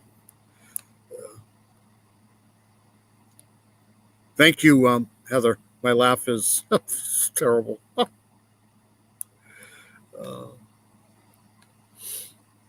Let me share this here. So this is... this lawyer is awesome, though. She's got a good lawyer, for sure. I don't know why I always take the side of the woman. I don't know why I do that. It's just... but I do. Headsets. Sorry. How many? This request to speak up. Oh, I'm sorry. I apologize. I misunderstood. All right, Ms. Benfield, yeah, if you could scoot a little bit closer and speak up so the jury can hear you. Okay, I'm sorry. Do the best. I apologize. Go ahead, sir. Sure. Do the best you can, Ashley. Okay. Do you have any hobbies? I love art. I doubt that, Heather. My laugh is annoying. I like drawing, painting, sculpting, ballet. I enjoy gardening, baking, cooking. Most importantly, I'm a mom. What high school did you attend? I'm going to sustain at this point. I'm trying to establish her ballet, Your Honor. All right. If it's related to something specific, then yes. Sir. Thank you. Tell us about your high school, Ashley. I went to a small private Christian school. And did you study anything in particular in high school? I was focused on pursuing ballet. And was ballet a large part of your curriculum when you were in high school? Yes, I danced full time. I actually finished my last few credits my senior year with a homeschool program for athletes, so I could. Heather, you're awesome. I'll probably never accept them, even if I do. Um, I'll never come on here for that. It's just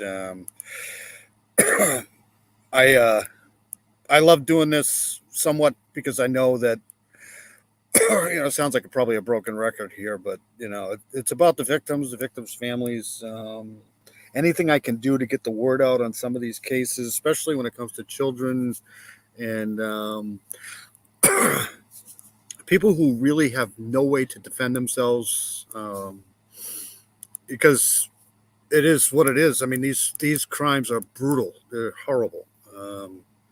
And it's not easy to talk about these freaking things all the time because it just makes you, angry, really, especially when it comes to kids. So, but I do appreciate that.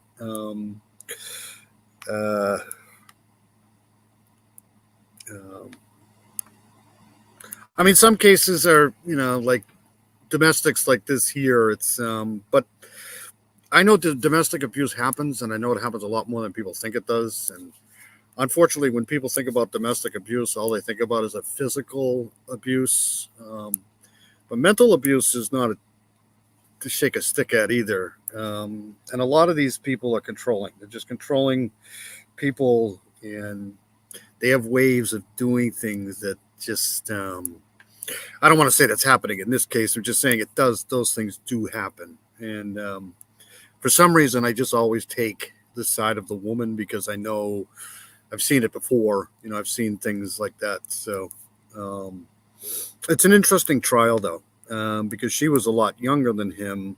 She moved down to Florida, and he went after her. So I don't know. It's just weird.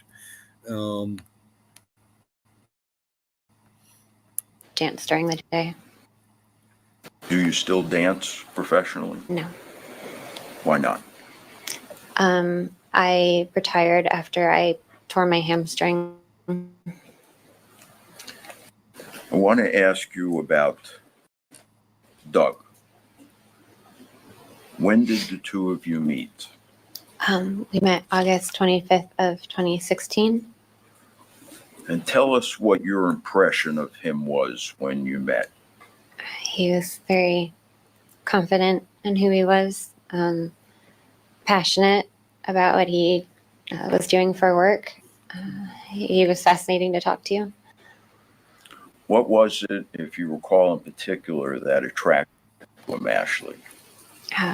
He was funny, very smart, charming.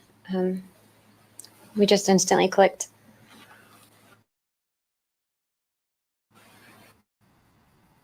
Was Doug in the military? Barbara Hall is a perfect example, unfortunately. Like she's a great person. She's been through so much trauma, and just you want to do more. You just want to do more to help. You want to do more to, get the case out there, get some eyes on it, get some. But she's in good hands now. If Steve's on it, she's in good hands. So, but she's a perfect example. That's the reason why me, Southern Gal, lighting the way home. That's why we're here. I mean, it's important.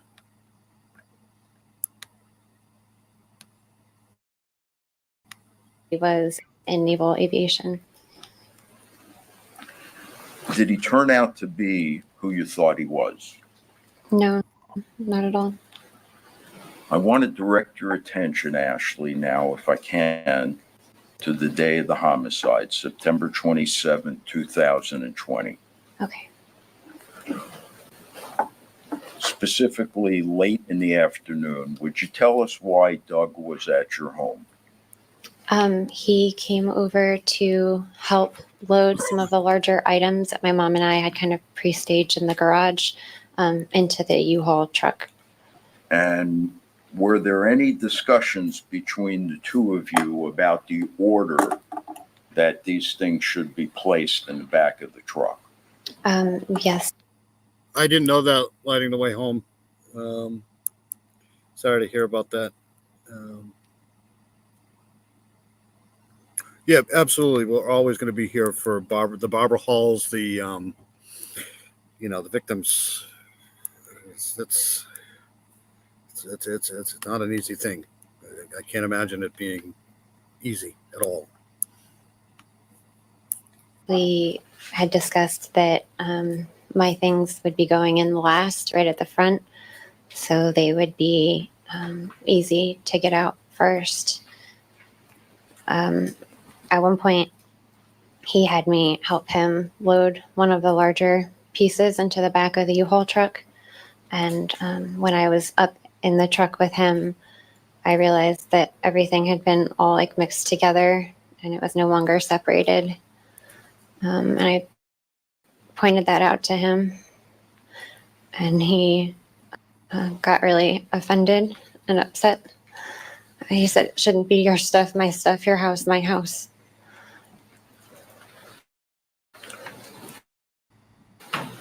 Was there a particular demand he made at that time? He said I needed to start acting like a wife. Tell us at that point how you chose to deal with him. I tried to change this. Charlotte's here. Hey, Charlotte, how are you? Good to see you. Haven't seen you for a while. Charlotte's awesome. Charlotte's over there, across the pond over there. I'm thinking about doing episode 2 on the Princess in the Tower pretty soon here, probably next week. I think I'm just going to record that, though. I don't know.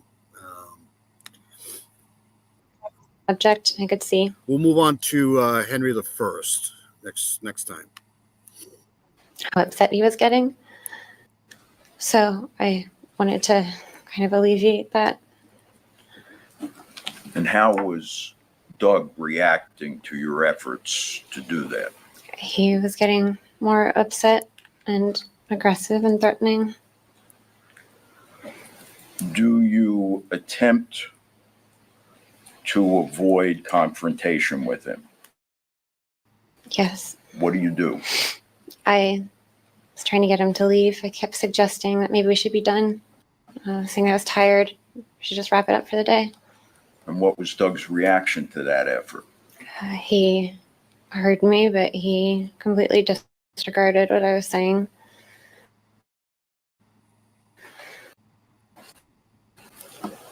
Ashley, would you tell us if there came in between the two of you? Yes. Tell us about it.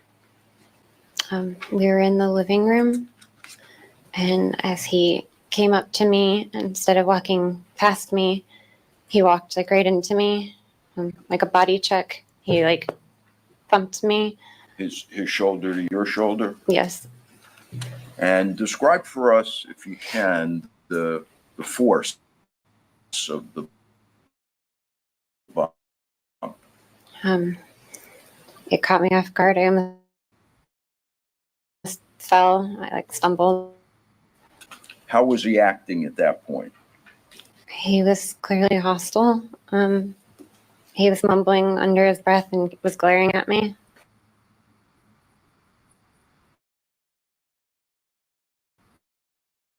I could see that it was escalating. And I didn't want him to blow up at me.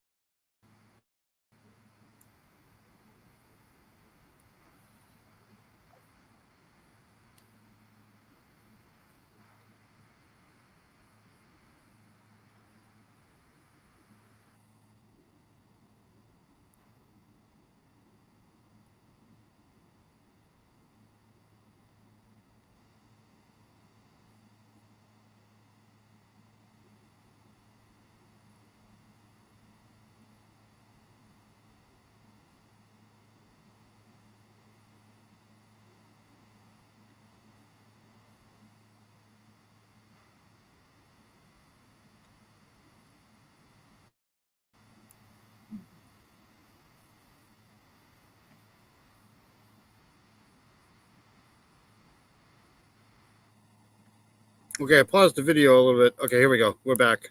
Sorry.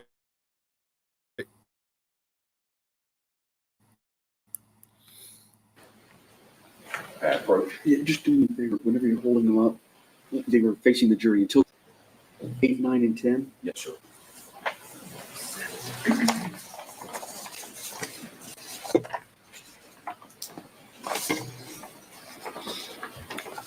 Will you tell us what Exhibit 8 represents, Ashley? It's a scratch right here. And was that scratch caused by the cardboard box that you just related? Yes, sir. When was that photograph taken? The night of.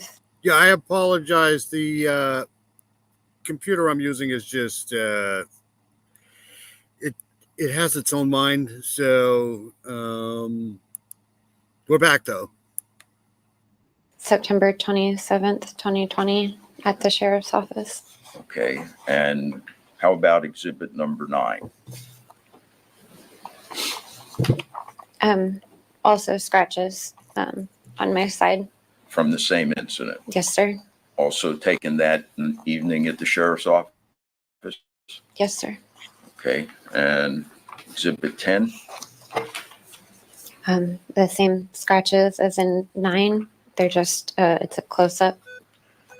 Do these photographs actually truly and accurately reflect the scratches and bruises you received on late that afternoon on September 27, 2020? Yes. Do they accurately reflect how the scratches looked when they were fresh? Yes. Thank you. I move respectfully, Your Honor, defense exhibits 8, 9, and 10 into evidence. Any objection? No. They'll be received.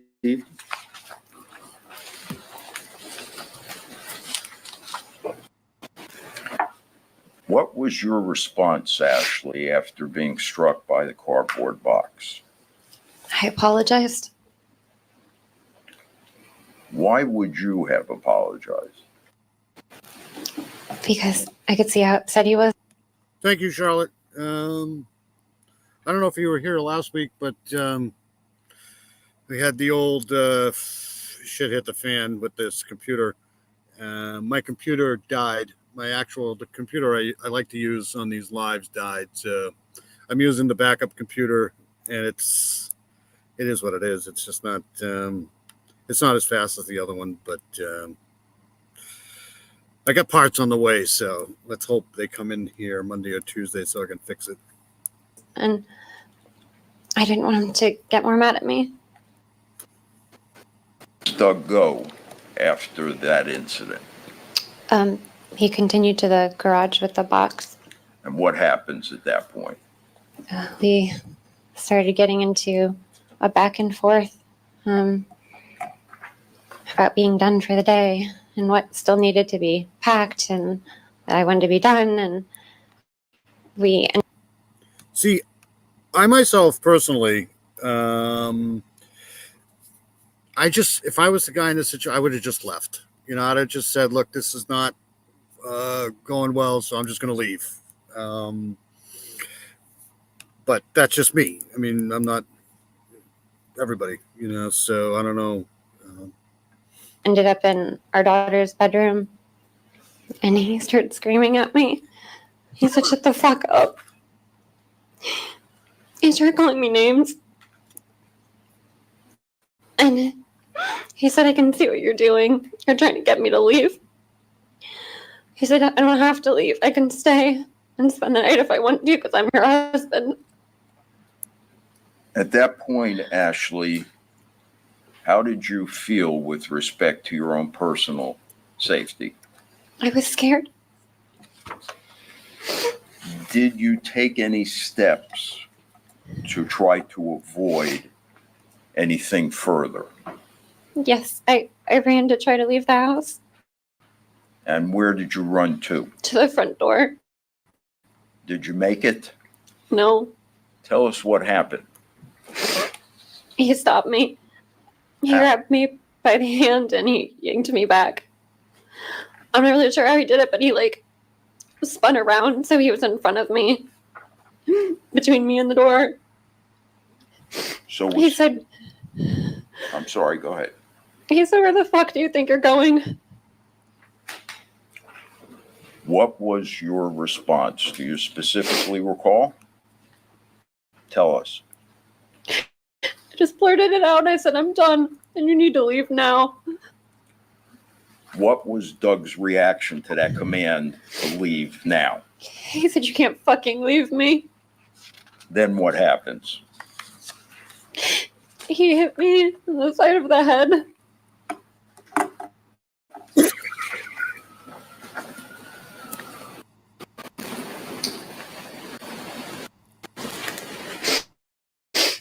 Actually, I'm going to. It's been marked as defendant's exhibit number 7.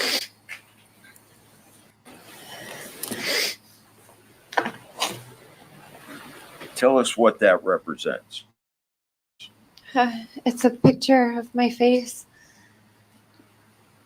Is it on that night? Yes, sir. Who took that photograph? I don't remember her name. She was at the sheriff's office. At the sheriff's office? Okay. Now, what is it about that photograph that shows or reflects the slap or the hit that you got to the side of your head by Doug? That side of my face is like swollen and puffy and discolored around my eye. And is your eyelid drooping? Yes. On the side where you were hit? Yes. Your Honor, I move defense exhibit number 7 into evidence. Received.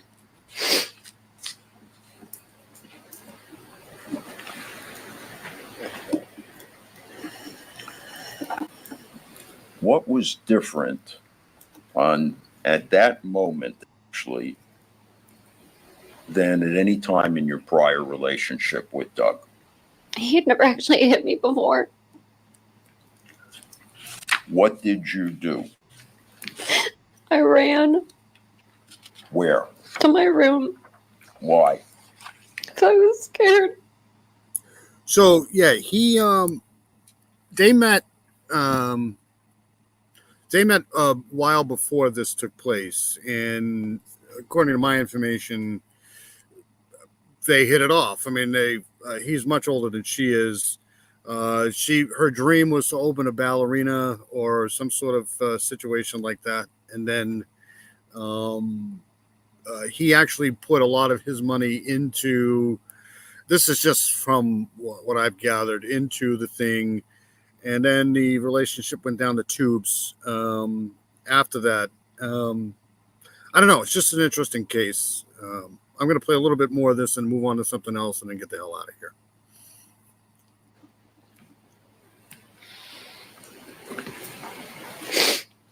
Ashley, did you have anything in your room that could protect you? I had my gun.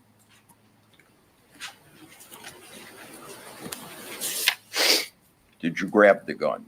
Yes. As you're grabbing the gun, what, if anything, did you hear?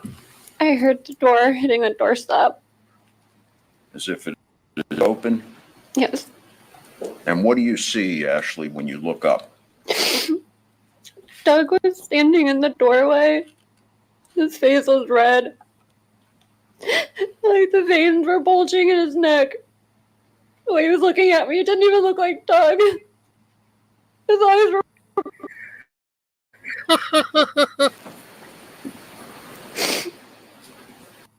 Do you yell anything at you? He said, "You're fucking dumb." Dandy, you're too funny. That was so funny. I'm like, why is she picking on the Turks? That was fucking classic. That was a classic, Dandy. Dandy's awesome. I don't know if I can hear this woman crying anymore, but let me play a little bit more of this. And what does he do at that point? I held the gun like in front of. all I know is if you're gonna cry, right? If you're gonna take the steps to cry in front of a court, you better cry, right? It better be a natural cry, or you better be the best actress that ever lived. So I don't know. It's just it seems a little weak to me. Her crying there, because I don't really see. I don't know if anybody sees. Does anybody see any tears? Of me, and I said stop, and he like turned and he got into this like a fighting stance. I mean, do you see any tears here? Or can anybody cry like this, where you cry, but have no tears coming from your face whatsoever? I don't know. It's I guess it's possible, but I don't see. I mean, the way she's. I don't know. He like I got low, and he started like moving his arms and his hands around. He was making these like jerking motions. What were you expecting when you were holding the gun? It's like you got these, yeah,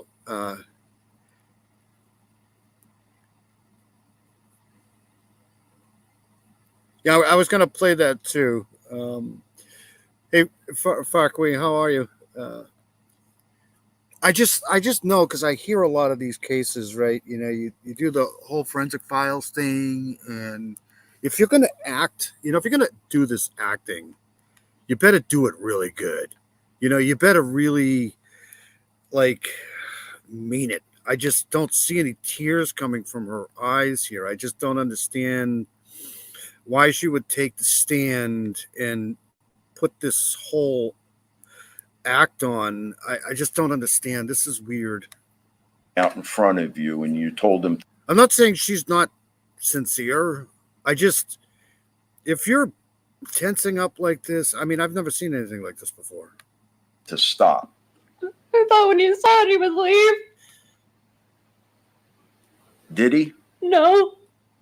At that point, Ashley, what are you thinking? I thought he was gonna kill me.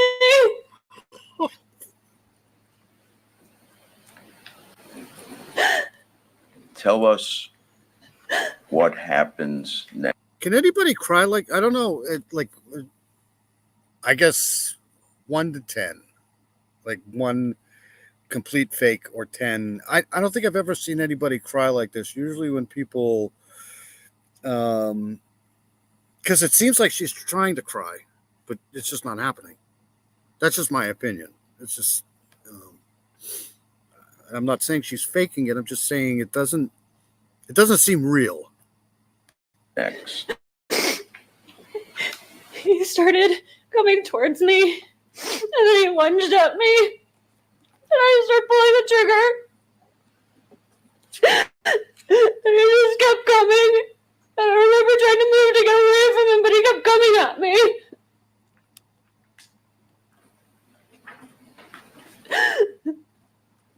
Well, maybe because you were pointing a gun at him, right? I mean, I don't know. I have to agree. To me, this seems a little fake here. But what do I know?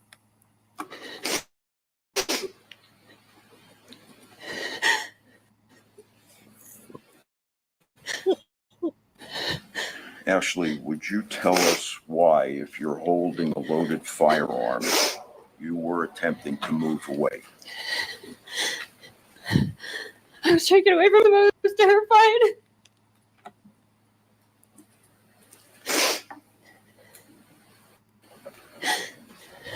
All right. This is why they tell you not to take the stand. This happened to Alex Murdaugh. Remember, he took the stand and he completely put his foot in his mouth. This is why they beg you, don't take the stand, right? Don't do it. Because if you're going to do it, you better be real about it. Just, in my opinion, it just seems so... So this is so weird how she's doing all of this stuff and nothing is happening to her face, right?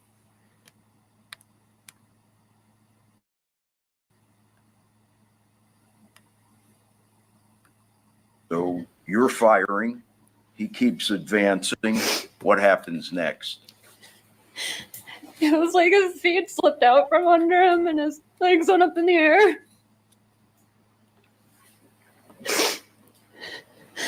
When Doug hits the floor, what's your immediate reaction? I ran to get help.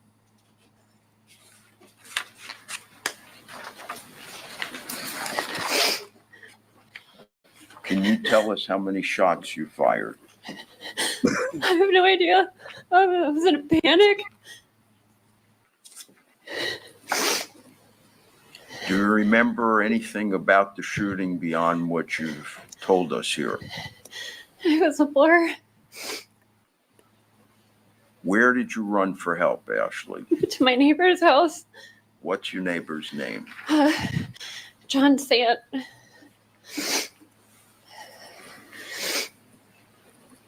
Ashley, I have to ask you a couple of very difficult questions. You okay? Yeah, sorry. I mean, the shaking to me is just unbelievable. It's just I don't know. I'm not in that situation, so I don't know. I don't know. It just seems really off, the shaking thing.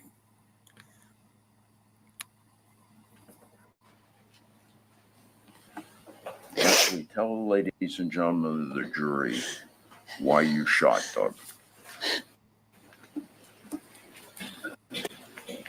I was scared to death. I thought he would kill me. There was nowhere to go. I was trapped in my own house. He wouldn't let me leave.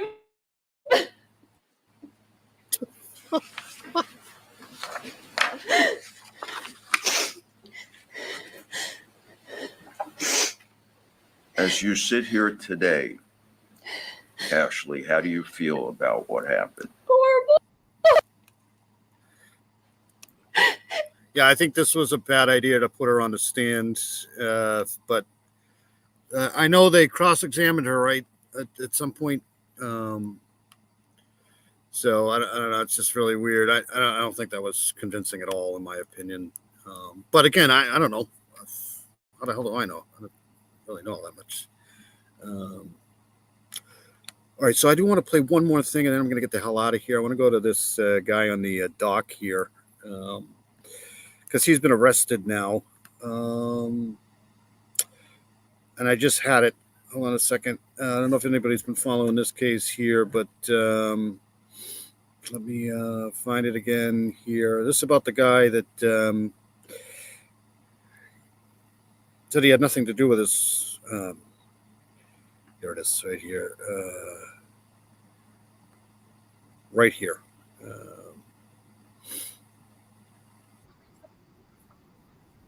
Okay, so this is the case of the boyfriend that apparently found his wife unalived. I think this was in Texas too. I don't know if anybody's been following this here. But he's been arrested now. I forget what he's charged with. League City Police have arrested the boyfriend of a woman who was found unalive at the end of a pier at Wharf Marina in May. Remember this case here? So he's been arrested now. And I forget the charges. So let's play this here. Accused of tampering with a dead body. 51-year-old James Hart now charged with tampering with evidence with intent to impair a human corpse. This is all into connection to the mysterious death of the 30-year-old Giselle Salazar. Fox 26's Jade Fleury reports. No way I would ever do that to her. This man, the boyfriend of Giselle Salazar, now sits in jail charged with tampering with his girlfriend's dead body. Back in May, Salazar's body was found hanging from a dock with one of her arms above her head. League City Police say based on the way her body was positioned, they believe Salazar did not die at the location where her body was found, but was most likely moved to that location after her death. I loved her more than anyone ever. During a June interview with Fox 26, her boyfriend, 51-year-old James Hart, maintained his innocence. All I do is stay in the smoke, cry, talk to the police, try to come up with different camera angles of people that I think can help in every single way. He was confronted by Salazar's family the same day. Okay, so the easy thing to do is kill Now Hart is charged, and police say they found inconsistencies with his story, deleted text messages, and they believe he intentionally moved Salazar's body, knowing a death investigation would occur. According to court documents, Hart texted his mother about Salazar's death 3 hours before the body was found. I want to hold on a second.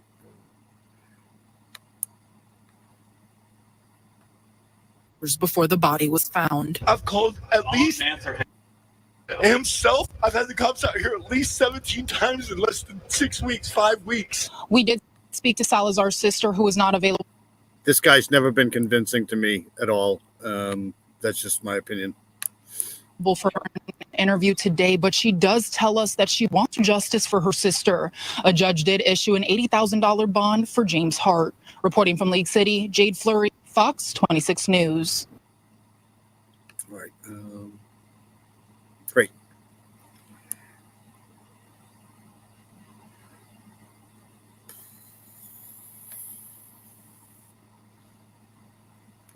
I think there was another one, but right here.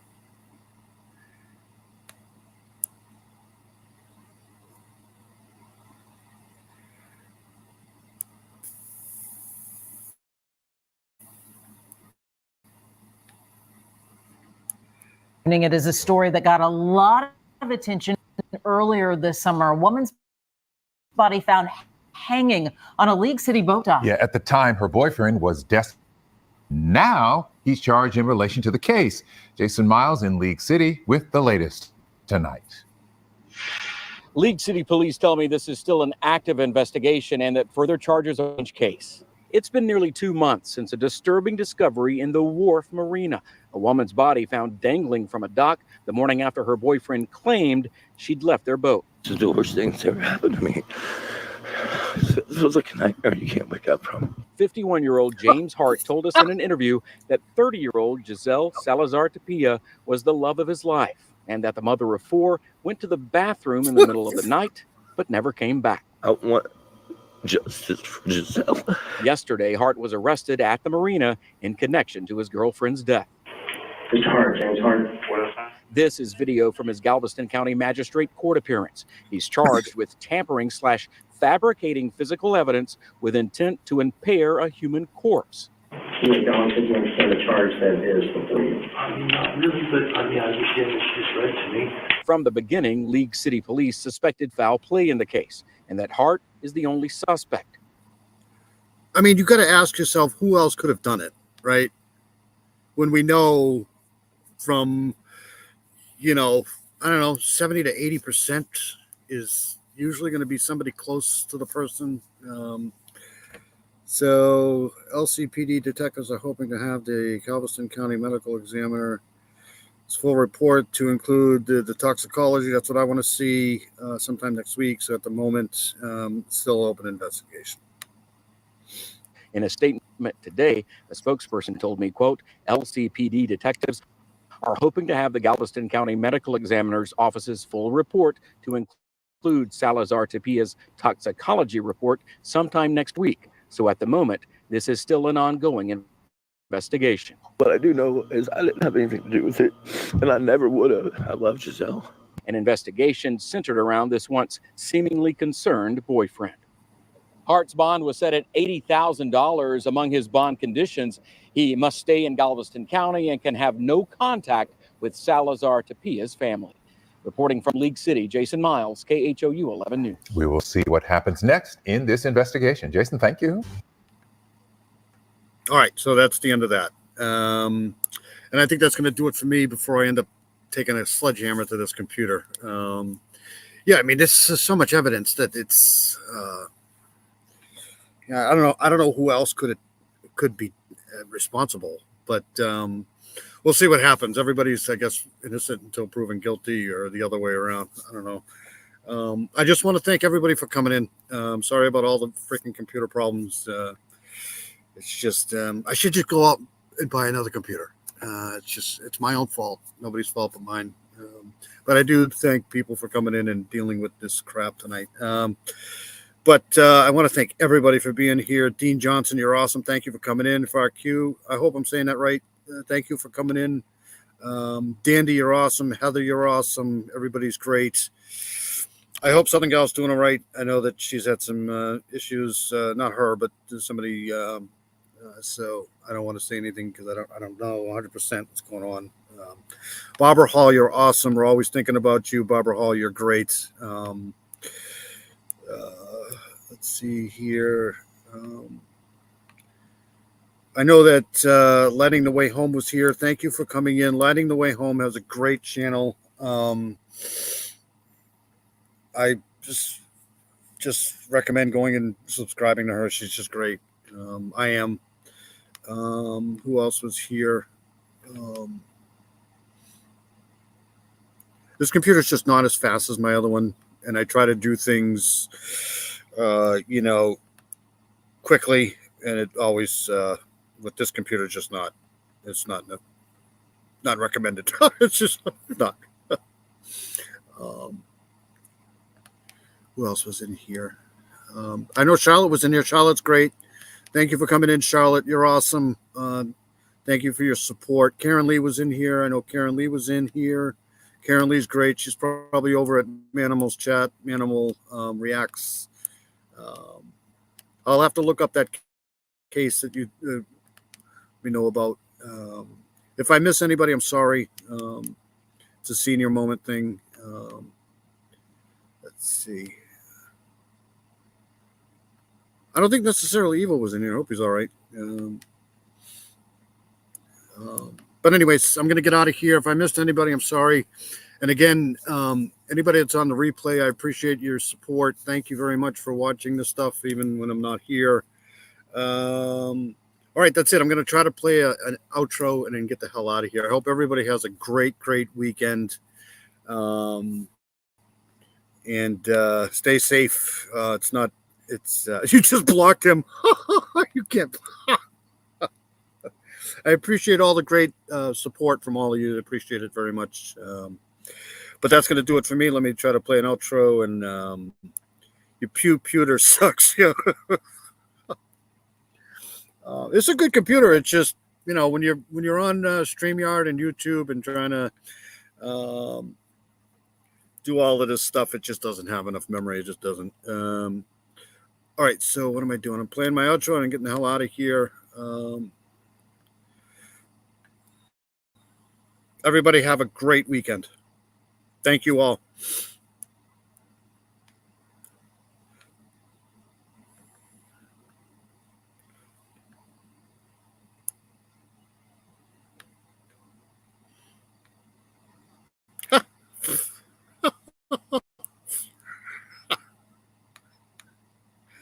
Thank you, Dandy.